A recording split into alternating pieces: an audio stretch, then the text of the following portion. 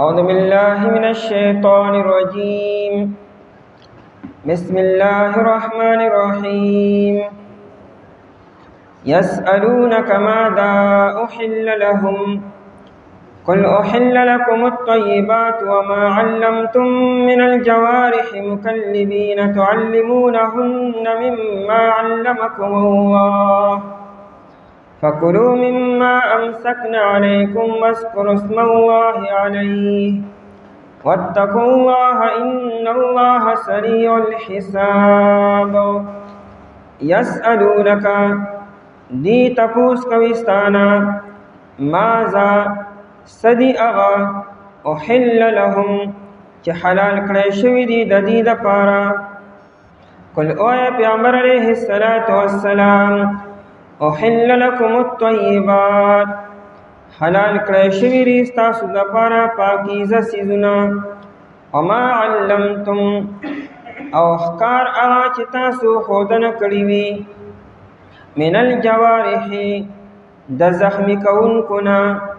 مکلبین په داسې حال کې چې تاسو لیږونکي یې تعلمونهن چې تاسو ښودنه کوئ هغوی ته مما علمکم الله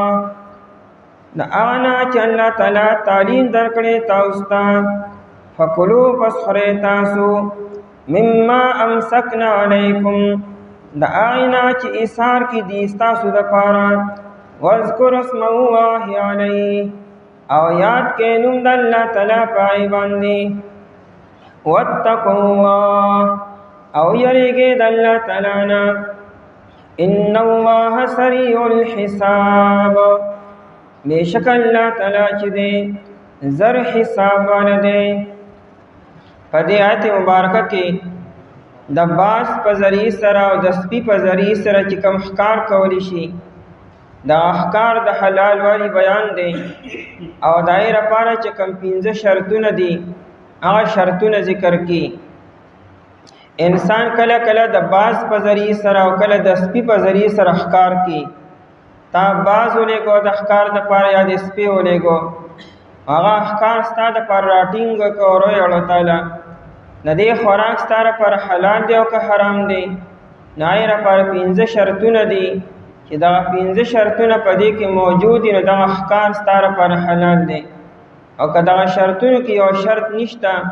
نو دغه ښکار ستا لپاره بیا حلال نه دی، حرام دی. صحابه کرام رضی الله عنهم د ښکار شوقیان خلکو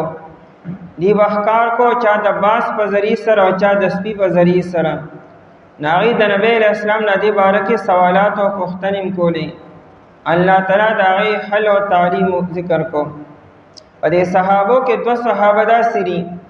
چې دی د ښکار ډېر شوقیانو او دی د ښکار متعلق زیات تر د نبی علیه السلام نه تپوسونه کړي دي. یو دی عدی بن حاتم رضی الله تعالی عنه، دا د حاتم طایی زوی دی. نو د نبی علیه السلام نه به د ښکار باره کې ډېر تپوسونه کولو. د ښکار متعلق چې اکثر روایتونه د نه راغلي دي. او دویم دی ابو ثعلبه الخشنی رضی الله تعالی عنه، دیم د ښکار ډېر شوقینو. نو ده به بار بار د نبی علیه السلام نه تپوس کو امت ته چې دې وخت کې د ښکار متعلق څومره حدیثونه دي نو زیات تر د دې دوه نه راغلي دي، د عدی بن حاتم رضی الله عنه نه او د ابو ثعلبه الخشنی رضی الله تعالی عنه نه. دا بعضې حدیثونه چې د یو باب حدیثونه اکثر د بعضې صحابو نه راغلي دي. د بیماری متعلق اکثر روایتونه دا د عمران ابن حسین رضی الله تعالی عنه نه راغلي دي. ځکه دی خپله بیمارو 13 کاله دی په کټ باندې پروتو، د بواسیر مرض وته او د استسقا بیماری وته. نو ده به د نبی علیه السلام نه د دې باره کې تپوس کو زما د اودس په څه طریقې، زما د جامو د پاکي او د پلیتې د مونځو د دې متعلق تپوسونه به د کولو. امت ته هغه روایتونه منتقل شو. نو دې 2 صحابو د ښکار متعلق روایتونه امت ته منتقل کړي دي. ښکار چې دی په باز په ذریعې سره هم کېږي او د سپي په ذریعې سره هم کېږي. خو هغوی ته به نو تعلیم ورکړي، هغوی به پویه کوي، سبق به ورته ښیي سپي ته مو او باز ته مو. چې کله غستانه سبق واغستو پوه شو په ښکار باندې او بیا ښکار لولېږي او تا د هغې مطابق ښکار راوړو دا بیا ستا لپاره حلال دی په 5 شرطونو سره چې هغه په دې آیت کې بیانېږي. د دې آیت د نزول باره کې 2 قوله دي. یو قول دا دی چې عدي بن حاتم رضی الله عنه او زید بن المحلحل رضی الله تعالی عنه دا دواړه د طی قبیلې وو ځکه ورته طایي وایي. دا طی یو قبیله ده په یمن کې. نو دوی د هغه ځای اوسېدونکي طایي ورته وي. نو دوی د نبي علیه السلام نه دې باره کې تپوس وکړو چې مونږ کله ښکار کوو نو زمونږ ښکار زمونږ دپاره حلال دی او که حلال نه دی. نو الله تعالی دا آیت نازل کو. لیکن روح المانی بل قول دا لیکلی دی ابو رافع رضی الله تعالی عنہ د نبی علیہ السلام غلام دی. دی وی یو پیر جبریل علیہ السلام راغی د دروازې د بار نه اجازت طلب کو چې دن راشم. د نبی علیہ السلام ته او راځه لیکن هغه ایثار شو دن رانغی. نو نبی علیہ السلام زر صادر راواغست او بار رووتو چې دی ولې دن نه راځي جبریل علیہ السلام. چې نبی علیہ السلام بار رووتو جبریل علیہ السلام په دروازه باندې ولاړو. نبی علیہ السلام ورته وفرمایل چې اذنا لک موږ ته اجازه درکړه چې دن راځه کنه. نو ته ولې نه راځې؟ هغه اجل او تاسو اجازه راکړو ولكننا لا ندخل بيتا فيه سورة ولا كلب. مونږه فرشتي هغه کور ته دننه نځو په کم کور کې چې دننه تصویر وي د زیروح د سا اغستون کې تصویر چې دننه موجودی په کم کور کې هغه کور ته مونږه دننه نځو. او دارنګه په کم کور کې چې دننه سپی وي نو هغه کور ته هم دننه مونږ نځو. ابو داود شریف کې روایت دی پیغمبر علیہ السلام فرمائی لا تدخل الملائکة بیتا فیه کلب ولا تصاویر. د رحمت فرشتي هغه کور ته نزي په کم کور کې چې سپی موجودي او یا د زیروح تصویر دننه موجودي. تصویر خو مطلقاً حرام دی پای کې ورسه گنجائش نشته دی او د سپی باره کې خو بیا هم لا گنجائش ته چې کم سپی د ښکار باره کې دی یا د کور د ساتلو دپاره دی یا د فصل د ساتلو دپاره یا د بیزو د کنډک د ساتلو دپاره. دې لپاره چې کم سپی ساتي نو دا خیر دی دا معاف دی.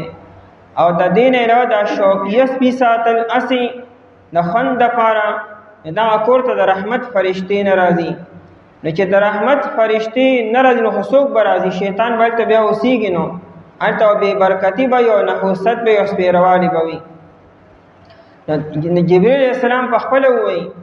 چې انا لا ندخل بیتا فیه سورة ولا کلب. موږ هغه کور ته نه ورځو په کم کور کې چې تصویر موجود وي او پای کې سپی موجودی. نبی علیہ السلام دننه سپی کم دی سپی خو موږ نه راوستی دی نه هم ساتلی دی نشته. خیر خو چونکې جبریل علیہ السلام خبره وکړه فنظرو چې کله نبی علیہ السلام وګورې کم دی کې سپی دی دننه فاذا فی بیوت بعض بیوتهم جرونو. نو په یو کمره کې د سپي او وړوکي بچي ناستو یو کوترې اچه ته پټ ناستو ایله روح رابارې کې. بیا نبی علیہ السلام ابو رافع رضی اللہ عنہ ما ته وی امرنی ان اقتل كل كلب بالمدینه. راته چې مدینه ولکه د سپي پاتې نشي قتل کا دا د رحمت فرشتي نه پریزي کوړته اوسو. راته وی چې مدینه منوره کې هر یو سپي چره دې قتل کا. امام داسې وکړو. دې کې بیا څه خلک راغله نبی علیہ السلام ته وجاء الناس خلق رالو فقالوا يا رسول الله ماذا يحل لنا من هذه الامه التي امرت بقتلها. دا تا چې د سپو باره کې مطلقاً حکم وکړه چې دې قتل کې نو دې کې د موږ دپاره څه حلال هم شته او که نه بس هر یو سپی هغه به وجنو به او پرېږدو به یې نه. نو نبی علیہ السلام خاموش شو.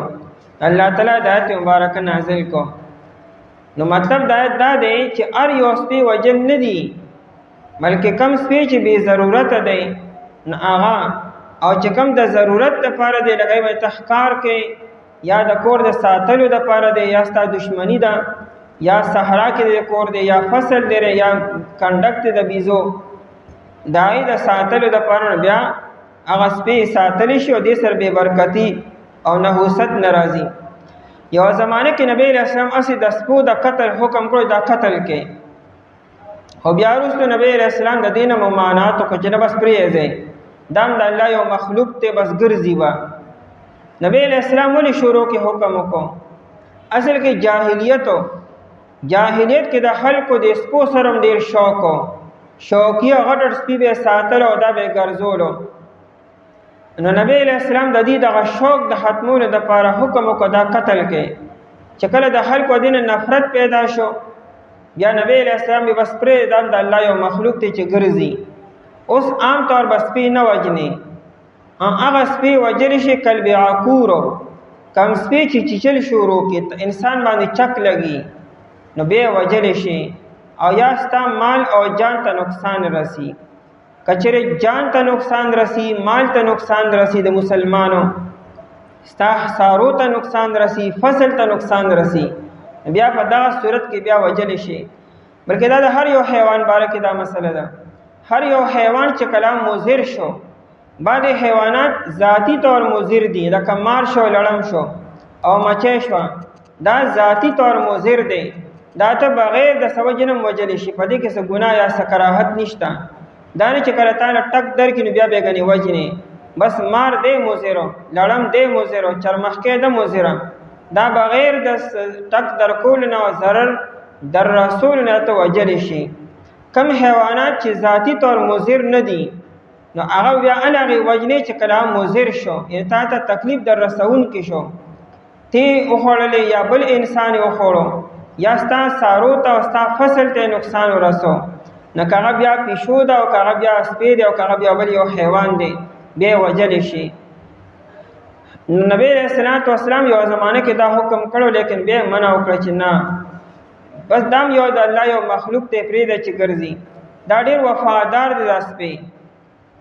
انسان سره ډېر وفا کې د انسان د جان او د مال حفاظت هم کې، خو بعضې پکې مضر شي. دا سپی داسې یو د الله یو مخلوق دی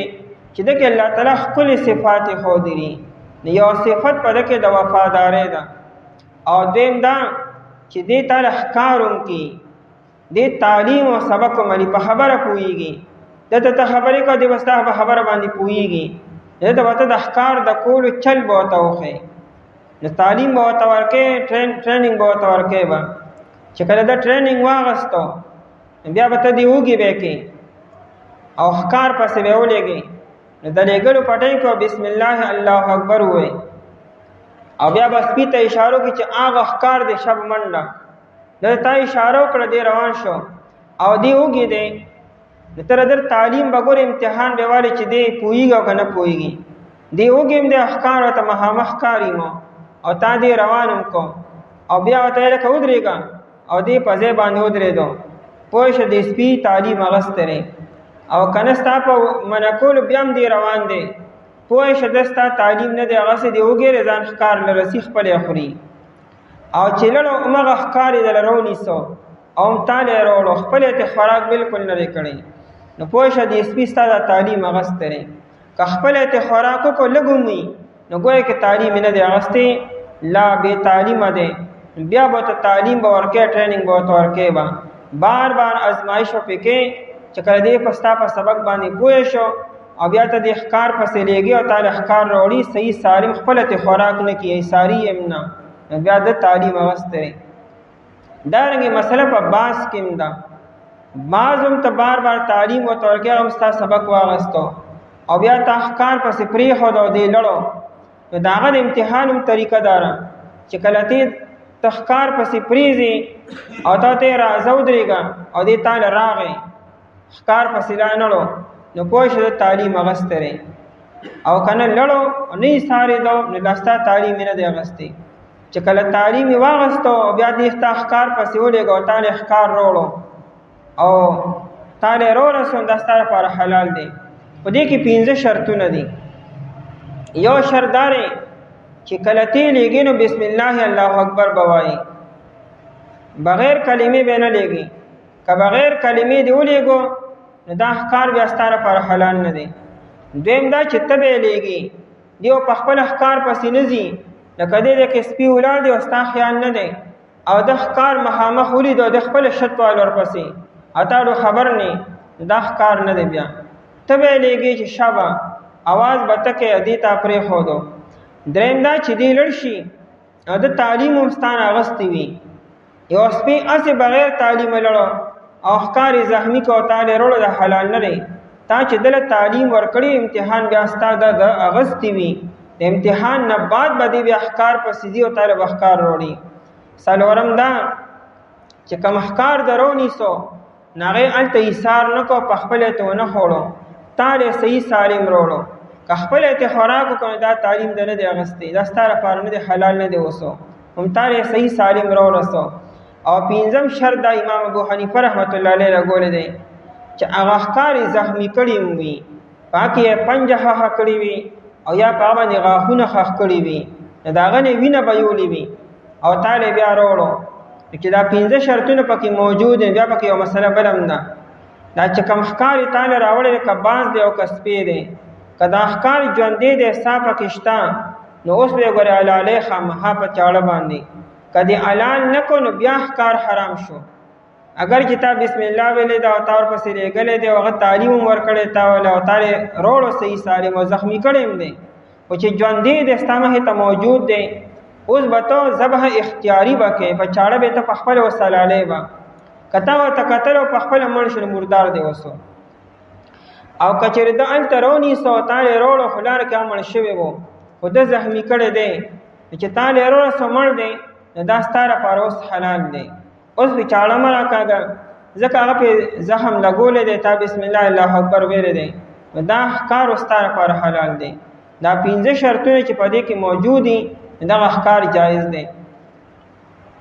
انسان حیران شي دا سپی چې دی د سپي جوټه دا ناپاکه ده او سپی چې اوبه جوټه کړي یا خوراک او لوښي جوټه کو په حدیث کې راځي چې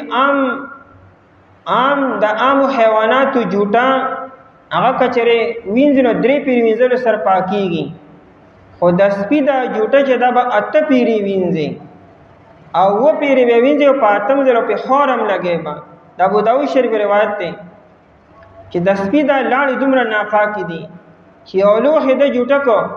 دا لوښې به ته بیا 9 پیرې وینځي او په 8م ځل به پې خوره ولګي بیا به یې وینځي. اگر چې زموږ امام ابو حنیفه رحمت الله علیه 3 پیرې خبره کوي لیکن دا نور امامان چیرې دي وي نه 8 ځلې به یې وینځي ځکه د سپي دا لاړې دومره خطرناکې او جوټه دومره ناپاکه ده. لیکن دغه سپی چې کله د علم حاصل کو ستانې تعلیم واغستو د دغه علم د وجې نه د تعلیم د وجې د سپي هغه ښکار ستا لپاره اوس حلال دی حالانکې ده پکې غاښونه هم ښخ کړي دي او ده زخمي کړی هم دی نو د سپي جوټه ده ناپاکه لیکن دا علم دونه ناشنا د الله یو لوی نعمت دی چې هغه یو سپی چې نجس دی د هغه جوټه هم ناپاکه ده او د هغه د ښکار کړی شوي ښکار چې هغه ستا لپاره حلال دی. دا علم د الله دومره ډېر لوی دولت او دومره لوی نعمت دی چې د دې وجې نه هغه سپي سره تعلیم یافته شو هغه ښکار ستا لپاره حلال شو. یسألونک ماذا احل لهم دی تپوس کوي ستانه څوک تپوس کوي صحابو دا تپوسونه کړو ماذا احل لهم څه دی هغه چې حلال کړی شوي د دې دپاره زمونږ دپاره څه حلال دي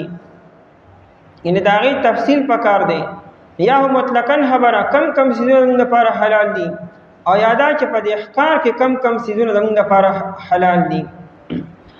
قانون دار الاصل فی الاشیاء الاباحتو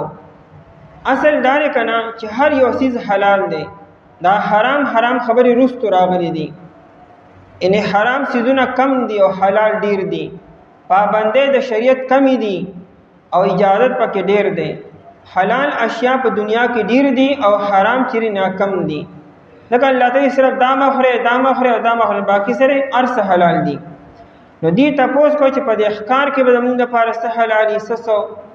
نو په حلالو ځناورو کې بیا په ښکار کې موږ دپاره کم حلال دي. دا ذبح چره حلالو دا په 2 قسمه ده یو ته اختیاري وي بل ته اضطراري وي. اختیاري دی ته وایي چې یو حیوان ته په خپله راټینګ کې او سمې له ولاړې کې په چاړه باندې دې ذبح اختیاري وي. ذبح اختیاري لپاره ضروری ده چې په دې مړی کې کم 4 رګونه دي، په دې کې 3 رګونه کم از کم د کټ کړی شي، نو دا ذبح دا حیوان حلال دی. ایته ذبح اختیاري وي. یو د ذبح اضطراري چې تی راټینګولی نشي په خپل لاس باندې، چې تی سملی او دا 4 رګونه ولا کټ کې دا نشي کولی، لکه ښکار دی، ځنګلي ځناور دی او یا مرغۍ دی، نه ورته نشي راټینګولی چې راټینګې کې او سملی او حلالی کې. نو هغې لپاره شریعت دا اجازت ورکو د ضرورت د وجې نه چې زه ته په غشي باندې ووله، لکه تا په کمان کې غشي کېښود او ښکار ولې او ته بسم الله الله اکبر او هغه غشي لاړو په ښکار باندې ولګېدو او ښکار یې زخمي کو، دغه نه وینه وبهیوله او ته ورپسې ورلې او تا چې حیوان راټینګو هغه مردار شوی و، یعنې سات یې وتی و، چونکې تا غشي ویشتلی او بسم الله الله اکبر دې ویلی دی او په حیوان باندې هغه ښکار غشي لګېدلی دی او هغه یې زخمي کړی هم دی، نو ستا لپاره دا اوس حلال دی. حالانکې تا خو حلال کړی نه دی، رګونه خو تا نه دي کټ کړي. نو د اضطرار په صورت کې، د مجبورۍ په صورت کې دا ټول حیوان چې هر ځای دی ولې زخمي کو، نو دا ستا لپاره جایز دی او حلال دی. دارنګې کم یو حیوان چې په کورونو کې اوسېږي لکه غوا، میښه، ګډه بیزه شو یا اوښان شو، دا چې کله سوري شي او بیا دې تا وجنې نه دي راټینګې، لاس نه در کېدله، راټینګولی نه شي، او یا دې ستا نه کوهي ته پرېوتو او که ته ورپسې ورکوزېږي روباسې مردارېږي، یا ستا نه کندې ته پرېوتو یا داسې ځای ته چې نشي راټینګولی، په دغه وخت کې بیا مسله دا ده چې چاړه راواله یا نیزه راواله یا توره، بسم الله الله اکبر ووایه، ورولې په پار ځای باندې وویشتو او هغه چاړه او هغه توره ولګېده په حیوان باندې، هغه یې زخمي کو، یعنې وینې ته وبهیوله او بیا تا چې سور اوچته او راټینګو، دغه نه ستا وته او ستا لپاره دا اوس حلال دی. ځکه به دغه بسم الله الله اکبر سره به دې هر ځای باندې چې ولګي دی حلال شو. دا ښکار چې رسې خو راټینګولی نه شي چې دی سم دی او رګونه وله کټ کړي، نو دا وخت کې دا غشي شو، دا باز شو، دا سپی شو، په دې باندې ته بسم الله الله اکبر د لېږلو په ټایم کې ووایې او دغه بدن هر ځای چې وله زخمي کو، نو بس تا لپاره دا بیا حلال دی. نو ذبح اضطراري دلته بیاني. یسألونک دی تپوس کوي ستانه ماذا احل لهم، څه دی هغه چې حلال کړی شوی دی دپاره. قلو نبی علیه الصلاة والسلام احل لکم الطیبات، حلال کړی شوي دي ستاسو دپاره پاکیزه څیزونه. طیبات جمع د طیب او طیبتون د پاکیزه ته ویل کېږي چې شریعت هم حلال کړي دي او د انسان د طبیعت او فطرت هم ته کرکه نه کړي، چې کم حرام څیز دی که نه، چې کله د انسان فطرت او طبیعت سم وي او د په حرامو کې مبتلا کړي نه، دی به خامخا دی نه به کرکه کړي. دا د انسان دا طبیعت د الله پاک داسې پیدا کړی دی. د طیبات او پاکیزه عمده څیزونو ته وي چې حلال او حرام نه. وما علمتم من الجوارح، وما علمتم یعنی وصید ما علمتم، او ښکار د هغه حیواناتو یعنی هغه سپی او هغه بازو علمتم چې تاسو تعلیم ورکړی دی. دا ښکار صرف په باز او په سپي نه، په بل حیوان هم کولی شي. که تا یو بل حیوان دی هغه تا ټرین کو او هغه ستا نه تعلیم واغستو، په شرط دی چې تعلیم چې کوم طریقه هغه واغسته هغه شانتې، نو د هغې په ذریعې سره هم ته ښکار کولی شي. خو په نورو حیواناتو کې د تعلیم او د سبق اغستو ماده کمه ده او په دې سپي کې او په باز کې سیوا ده، نو ځکه د سپي او د باز ذکر ځکه کېږي. دویمه خبره دا ده چې د سپي او د باز په ذریعې سره به ځنګلي ځناور به چې کوم د ښکار کېدو والا ځناور دي او پې ښکار کوي به د دې خپل کور د حیواناتو پې نه ښکار کوي، چله شه به چرګ ماله راټینګ کا اول هغه بیزه راټینګه کا او ګډه دا به نه کوي. دی خو که دله راټینګه کړه او اگر چې زخمي کړی ده او تا به بسم الله الله اکبر ویلی دی او تا وله خواله وتی هغه مړ شوی مردار دی، د کور حیواناتو پې نه راټینګوي. د بار چې کوم د ځنګلي چې کوم بغیر د تدبیر نه نه راټینګېږي، ایته ځنګلي او وحشي ورته وایي او پې راټینګوي به. وما علمتم او ښکار د هغې چې تاسو تعلیم ورکړی دی من الجوارح، جوارح جمع د جارحتون د زخمی کوونکي ته وایي، د زخمی کوونکو نه، یعنې دا سپی چرې دی په پنجه باندې او په غاښونو باندې حیوان زخمی کي، نو زخمی کېدل دا امام صاحب دا شرط لګولی دی. لہذا که چېرې سپی لاړو او حیوان مری باندې ولا خلول کې خو دا مری ولا خفي کړه او دا غنی وینه نه ربایولې او تعالی روړو مړ دی نو مردار دی اوسو ځکه دا غنی وینه نه ربایولې ای خفي کړه دی هغه بیا ول منخنقتو کې راغی دا د امام ابو حنیفه رحمت الله علیه د جوارح دا کې د ګولې چې دا حیوان به زخمی کړي وي نو من الجوارح دغه جوارح جرح نه دی او جرح زخمی کول ته وي مکلبینا پدا سے حال کی چلیگن کیے مکلبین دا تکلیب نہ دے تکلیب دو معنی راضی یو معنی راضی سپی تا تعلیم ورکولو او بل معنی راضی خکار پس سپی لے گلو او حیوان لے گلو توی دلتا کہ بدا معنی کو مکلبین پدا سے حال کی چلیگن کیے زغلون کیے دا دویم شرط شو دا سپی و پخپل نی تلی تبی ور پس لے گے با کستا دا وینان بغیر لارو بیا حرام دی حلال نه دی تعلمونهن دا دریم شرط شو تاسو به تعلیم ورکوي دیتا یعنی دیتا بار بار تعلیم ورکوي بار بار بیٹھن کوي بار بار په ازمائش کوي مما ده ان علمکم الله چې تعلیم درکړی تاسو الله تعالی مطلب داره چې اسلامی تعلیم به وته ورکه غیر اسلامی تعلیم سره سپی معلم نه ګرځي تبو ته اسلامی تعلیم ورکه د سپی تعلیم دار چې ته ښکار پسې ولېږي او ښکار تعالی نه خوړو صحیح سالم لرولو او د باس تعلیم دار چې تا پرې خو دو او ته ودرېګا راشه او تعالی راغې د تعلیم حاصل کړی دی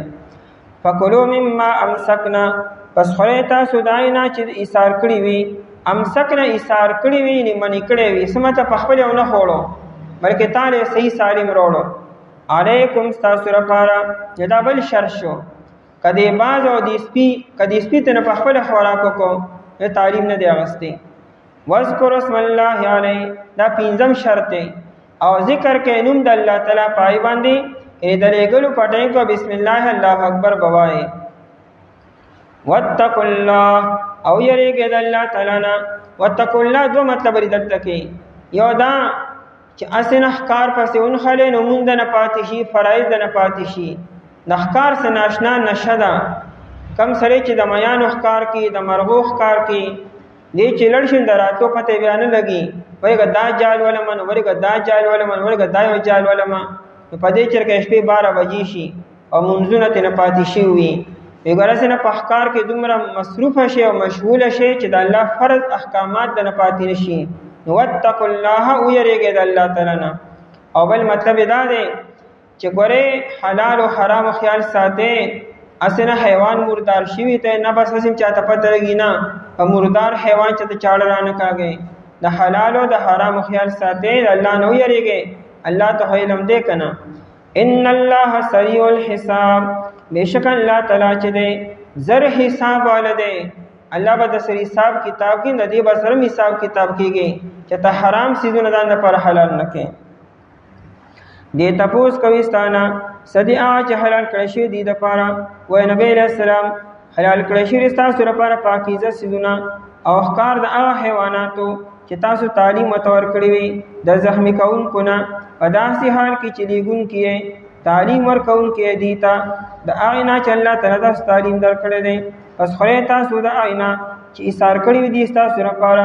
او ذکر کینوم د الله تعالی پای باندې او یریګه د الله تعالی نه بشک الله تعالی چې د زر حساب ولده اعوذ بالله من الشیطان الرجیم بسم الله الرحمن الرحیم اليوم أحل لكم الطيبات وطعام الذين أوتوا الكتاب حل لكم وطعامكم حل لهم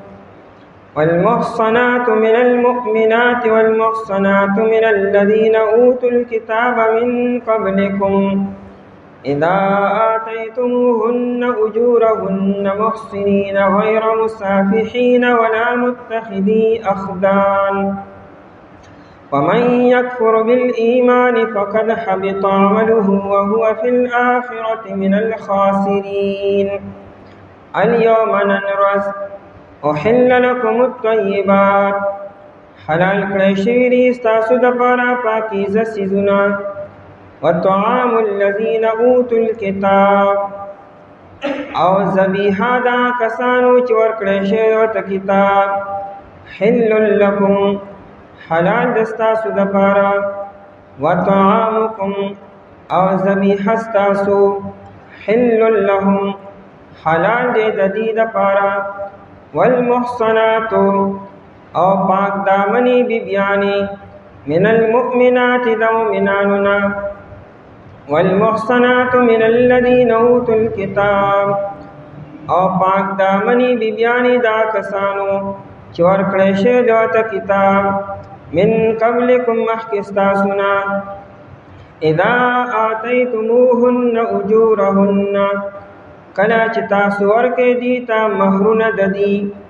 محسنینا پدا سی حال کی چی نکاح کرا وستن کیے غیر مصافحینا او نئے علانیہ زنا کون کے ولا متخذی او نئے جوڑن کے اخدان پٹو دوستو لرا ومن یکفر بالایمان او سوک چی کفرو کی پا ایمان سرا فقد حبط عمله پس یقیناً برباد شلو عمل ددو وهو فی الآخرة من الخاسرین او دیبا پا آخرت کی دتاوانیانو نوی آیت مبارکہ کی دا دو خبرو دا حلالی دو بیان دے یو خبر دا چکم اہل کتاب دی یہود و نصارا داغی ذبیحہ آئی که یو ساروی علال کی دای وها د مسلمان لپاره حلال ده خوړی شي اگر چیرې پر دو شرطونه دي چې هم په دغه ذبیحه باندې د الله نوم اغستی بسم الله الله اکبر یې په ویل دي دا د الله ذبیحه او مذبوحه چې ده حلال کړی شوی حیوان او ساروی د مسلمان لپاره حلال دي په شرط د دې چې کتابي وي په خپل کتاب باندې او په خپل پیغمبر باندې ایمانی ادائی دلاس حلال شوی ساروی د مسلمان د پارس حلال دی او دیم دا چکم کتابی خزی دی یهودن و نصرانیه دا نای سر د مسلمان د پار نکاح جائز دی وغیر پارم دا شرط تی چاہا پا خپل مذہب باندې او پا خپل کتاب باندې او پیغمبر باندې ایمانی پا شرط دی چه کتابی یعنی نصرانی او یا یهودن وی نو بیا سر مسلمان نکاح کولی شي کچره ضرورت وتا او کول واړي نو سر کولی شي د مسلمان زنانه نکاح کتابی سړی سره جایز نه دی یو مسلمان حزا یهودی سره او نصرانی سره نکاح نشي کولی لیکن مسلمان سړی چې دی هغه نصرانی خزه سره او یهودی خزه سره نکاح کولی شي آیت کې دې خبره خاص طور باندې بیان دی اخره کې دا بیان کی کچره یو مسلمان مرتد شو اسلام یا پریخود و یهودیت و نصرانیت و یا بل مذہب اختیار کو تمام اعمال برباد شو ایمان لاړو دانوی چگن یهودی هم پا اللہ ایمان ساتی و نصرانی پا اللہ ایمان ساتی دب هم نصرانی و یهودی بشما ندی مرتد دے دیوس یهودی نصرانی نرے ندی تمام اعمال برباد شو آخرت کے وجہ سے پکار رانشی الیوم احل لکم الطیباتو دا آیتونم د عرفات میدان کې او د یوم عرفه په موقع باندې د جمعې په ورځ باندې نازل شوی دی آیت کې بیان دی چې نن ورځ تاسو د پاره تمام پاکیزه ښکلي او عمده څیزونه حلال کړی شوي دي د دې مطلب دا نه چې مخکې ګنې حرام اوس حلال شو مطلب دا دی مخکې حلال اوس هم حلال دي یعنې دا اوس منسوخ کیږي نه او په دې کې ورد بدل نه کیږي کم سیزونه چې نن پورې حلال دي دا تر قیامت پورې حلال دي پدې کې دا نسخ د رد بدل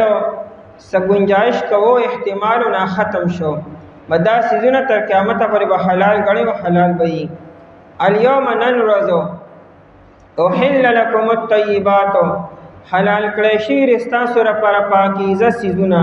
څنګه چې تر اوسه پورې حلال او آینده کې بم حلالي او دا سه احتمال نشته چې آینده کې به دا منسوخ شي طیبات او پاکیزه عمده سیزونه چای کې د حرمت څخه شایبني ناستا سره پر حلال دي استعمالول شي خوري شي وطعام الذين اوتوا الكتاب طعام ما یطعمو توی هر یو خوراک سیز توی طعام هر یو د خوراک سیز ته طعام ویل کېږي ما یطعمو او دا عام دی لیکن آیت کې سیاق او سباق ته چوغوري نو ذکر د مذبوحی دی، ان انسان چې کوم حیوان حلال کیه ته مذبوحه وی عربی کې او ذبیحه وتوی. کم حلال حیوانات دي د چرګو نواله تروخه پوري هغه په شرعي طریقې سره حلال کړی شي، دای سلور رګونه کټ کړی شو، د الله نوم په واغستې شو، بسم الله الله اکبر، نو دا ذبیحه ده مذبوحه او حلال دی. نو دغه قسمه حیوانات او چې حلال کړی شو ناغه ستاسو لپاره خوړلم جایز دي او د هغې دپاره خوړلم جایز دي. وطعام الذین، او طعام یعنی خوراک دغه کسانو، د خوراک نه مراد عام خوراک نه یادي، هر یو د کانې پینې اشیا نه یادي، مراد ترې هغه غوښه ده، د هغه څاروي غوښه چې کوم حلال کړی شوی دی ذبح کړی شوی دی. وطعام الذین لفظي معنی خوراک دغه کسانو، او مرادی معنی دار چې ذبیحه ذبح کړی شوی څاروي د هغه کسانو، اوتو الکتابه چې ورکړی شوی د ورته کتابو، حل لکم حلال دی ستاسو دپاره. یو کتابي دی نصرانی او یهودي هغه یو څاروي حلال کو، نو د هغې غوښه ستاسو لپاره خوړل جایز دی، خوړی یې شئ. خو شرط ولې دا دی چې دی په بسم الله د الله نوم به پې اخلي به، او دویم شرط ولې دا دی چې دا به کتابي یي، دهریه به ني، د الله د ذات نه منکر به ني، دا نه چې صرف په نوم باندې به یهودي او په نوم باندې به نصراني وي، یعنې کم از کم په خپل پیغمبر به ایمانی، په خپل کتاب باندې به ایمانی. که چېرې یو یهودي نصراني داسې دی چې د هغه د الله په ذات هم ایمان نشته او په خپل پیغمبر هم ایمان نشته او په خپل کتاب هم ایمان نشته، دا یهودي نه دی او دا نصرانی نه دی، دا لیبرل دی، دا خو یو لامذهبه دی. نو بیا چونکې دا یهودیم نشو، نصرانیم نشو، کتابي نشو، بیا د ذبیحه د لاس حلال کړی شوی غوښه څاروي جایز نه دی. بیا د نورو کافرانو په شانتي شو، لکه یو بل کافر دی، مشرک دی، او دارنګې سیک دی، او یا دهریه دی، بل مذهب والا دی، د هغه د لاسو حلال کړی شوی څاروي حلال نه دی، نو دارنګې بیا دا یهودي او نصرانیم شو. دا نه چې 100% یې په خپل کتاب باندې عملي، که په خپل کتاب یې 100% عمل دی او که نه دی، خو کم از کم عقیده دی چې زمونږ پیغمبر مثال موسی علیه السلام دی او یا عیسی علیه السلام دی، او زمونږ مذهبي کتاب تورات شریف او انجیل شریف دی، او د الله په ذات باندې ایمان و دا یهودي او نصرانی دی، بیا د هغه د لاس څاروي چې نه حلال دی خوړی شي. بیا د نبی علیہ السلام په زمانه کې چې کوم اهل کتابو نو پای کې قسم قسم عقایدو، هغه عیسی علیہ السلام ته د الله زوی وي، بیا مت قرآن کریم کتابي وایي یا اهل کتاب ته وایي، آی کې بعد عزیر علیہ السلام ته د الله زوی وي، بیا مت قرآن کریم اهل کتاب وي. او چونکه هغه الله منو او موسی علیہ السلام یې منو، عیسی علیہ السلام یې منو، خپل کتابونه یې منلو، د دې تمام عقایدو باوجود قرآن ورته اهل کتاب وي. نو دا نه چې دې عمل بګنې ټیکي نو علاغی، خو دومره ضروری ده چې کم از کم د خپل مذهب نه خبرداري، دا نه چې صرف په شناختی کارت کې صرف یهودي لیکلي او نصرانی لیکلي، دا کافی نه ده چې د خپل پیغمبر کم از کم تعارف وسره وي، نو دا بیا یهودي او نصرانی دی. او که سره پته ورته نشته نو دا خو دا بیا مذهب نشته، بیا سر نکاح یا دغه د لاس خوراک هم جایز نه دی. وطعام الذین، او خوراک د هغه کسانو، یعنی حلال کړی شوی څاروي د هغه کسانو، اوتو الکتابه چې ورکړی شوی ته کتاب، حل لکم حلال دی ستاسو دپاره. نو مراد ترې اهل کتاب شو، کتابونه خو د اسمان نه څلور راغلي دي غټو، او وړې وړې صحیفې هم راغلي دي، لیکن د تورات او د انجیل نه علاوه د دې نورو کتابونو پیروکار دنیا کې دی وخت کې نشته، خو یا یهودي دی یا نصرانی دی. د زبور شریف باندې عمل کوونکي د هغې متبعین دی وخت کې دنیا کې نشته. د ابراهیم علیه السلام چې کوم صحیفې راغلې وي د دغه صحیفو باندې عمل کوونکي دنیا کې دی وخت کې نشته، او یا که چې رښتینه هغې په یهود او نصارو کې ضم شوي دي، یعنې هغې کې داخل شوي دي، حالانکې هغه آسماني کتابونو. اوس که د یهود او نصاراو په شانتې دنیا کې د ابراهیم علیه السلام د ملت خلق وي چې د ابراهیم علیه السلام مذهب فالو کولی بیا ټیک تام اهل کتاب وو. کله داوود علیه السلام د کتاب او پیروکار دی وخت کې وی او زبور شریف خپل کتاب منلې بیا به هم اهل کتاب وو. لیکن دغه نور نشتا، صرف يهود او نصارا پاتې دي، نو دغه دواړه اهل کتاب شو. او دا احتمال بنلرو چې کې دې شي دا وید او کې دې شي دا ګرنت او کې دې شي دا چې کوم نور کتابونه دي زرتشت دام کې دې شي او زمانه کې آسماني کتابونه، دا تش احتمال دی. یا د گوتم بدھ تعلیماتو دا بعضی خبر اسلام سره لګي، نو دانه چې دا غني آسماني کتابونه صرف احتمال دی. صرف په احتمال باندې یو سړی کتابي نشي ګرځېدی. ایره پر باقاعده ټوس دلایل پکار دي، مضبوط دلیل چې کتاب حکم اس کې مشته کنه، نه هغه تمغه اهل کتاب نشو ویلي. نو دای د لاس حلال شوی ساروی زموږ لپاره حلال نه دی. حل لكم حلال دي تاسو د پاره، او طعامکم حل لهم، او خوراک تاسو ان حلال شوی ساروی تاسو حل لهم حلال دي داغي د پاره. دی ولی یا خاصه اهل کتاب دی ورس خوري، دی مطلب دا دی چې دا حلت د جانبین دواړو طرفون نه دی. یعنی که تاسو قربانی وکړه ساری مالال کو د قربانی غو غیر ورکول شي، اوس کدائی د پاره دا جایز نه وي حلال نه وي، نو مسلمان د بیا دا غو غیر ورکول هم جایز نو بیا به تعالی قربانی غو غیر نه ورکول ګناګاری دی وپی، چونکه دای د پاره حلال ده تی ول ورکول هم شي دا غو کافر لا مشرک لا یا کتابی لا نخپل ساری غو غیر ورکول شي هدیه په تور باندې او صدقه په تور باندې. نو طعامکم حل لهم،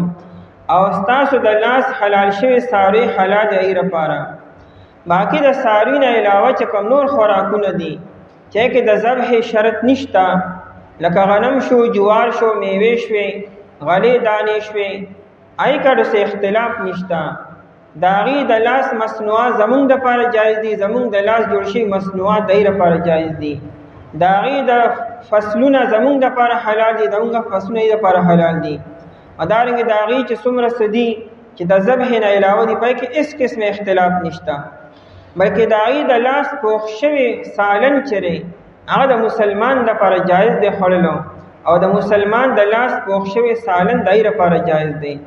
یعنی که د مذهب اعتبار نشته، د هر یو کافر او د هر یو مشرک او هر نامي انسان چې دی دا د لاس پوښ شوی سالن هغه د مسلمان د لپاره خړل صحیح دی. دا ځان له خبره کستاړې نه غواړي بیا مخوره کستا طبیعت نه مني چې غیر مسلم لري د پاک او د پلیتی پته نه لګي، لاس به پاکو کا پاک نو او پته نه سالن به څنګه پوښ کړي، نو کستاړې نه غواړي بیا ټیک ته مخوره بیا. لیکن کستا اطمینانی چې کم از کم انسان د پاک او پلیت ارسو پیجنی په پاکو لاسونو باندې به سالن پوښ کړي بوي، نو بهشکه د الله نوم په نه دی اغسته او کستاړې غواړي نو بالکل خړې شي. دارنګ غیر مسلم سره په یو پلیټ باندې په یو دسترخوان باندې خوراکم جایز دی، کډېړه غواړي نو کول شي وسره. ها کسانه هغه تکرک راځي دا شراب د وجنا یا دا د اخلاق د وجنا، ټیک ته مخور وسره بیا خدا مسله ده کچیر هغه داغي پلیټونو کې برتنو کې هم خوراک جایز ده کچیر پاک او صفائی. اوس کای په یو لوهي کې شراب نوشي کړي دا ښکاری پکې هغه وی ترازی یا په اکس پلیټ کې او په برتن کې به خوراک بیان کړي. دارنګه د اهل کتاب او د غیر مسلمو جامیم شوي، داغي استعمال شوی جامیم د مسلمان لپاره جایز دي، خو په شرط ده که په جامو باندې صداغ وینا او ګندګي نه ښکاری، یعنی پاک او صفا ښکاری، نو بغیر وینځلو ستاره پر هغه کپڑے اچول جایز دي او تاسو کپڑے دای د پاره. او که په جوړه کې په جامو کې تا ته ګندګي ښکاری بیا ګوره بغیر وینځلو به جایز ني. اصل مناسب دار چې انسان وینځي اطمینان قلبیو کې ان پس استعمالول شي. د اهل کتاب او د غیر مسلم مصنوعات او داغي ارسه د انسان لپاره جایز دي. نبی علیہ السلام په زمانه کې نبی علیہ السلام په خپل د غیر مسلمو د لاس جوړ شوی آلات استعمال کړي دي. د هندستان نه توره تلوا ذوالفقار د نبی علیہ السلام توره ده، دای 200 کې وي، دا هندستان کې جوړ شوی و. هندستان اټم کې لا مسلمانان خنو او نبی علیہ الصلوۃ والسلام دا توره استعمال کړې ده او بیا علی رضی الله تعالی عنہ ته ورکړې و او بیا علی رضی الله عنه سره توره را روانه و د یمن نبی علیہ السلام له کپړې راغلي دي صادره خپل د یمن خپل صادره چوغې نبی علیہ السلام به استعمالولې حالانکه یمن والا د اداټم کې لا مسلمانان شوي نو د ملک شام نم قسمه قسم غلې وغیرہ براتې صحابه نبی علیہ الصلوۃ والسلام استعمال کړی دي حالانکه دا لا مسلمانان نو غیر مسلم نبی علیہ السلام ته هدیه را لېږلې دي مکوکس بادشاہ چو هغه نبی علیہ السلام ته هدیه را لېږلې ده دارنګه د دومت الجندل او کېدر چو هغه نبی علیہ السلام ته خپل لباس را لېږلې نبی علیہ السلام استعمال کړی دی نو دا غیر مسلم د لاس هدیه او داغي مصنوعات او هغه مسلمان استعمالول شي خبره صرف په دغه ذبیحه کې ده چې هغه د الله په نوم باندې ذبح کړی وي نو بیا ټیک ته بیا لیکن که یو مسلمان چې د نعوذ بالله مرتد شو یو مسلمان یهودی او نصرانی شو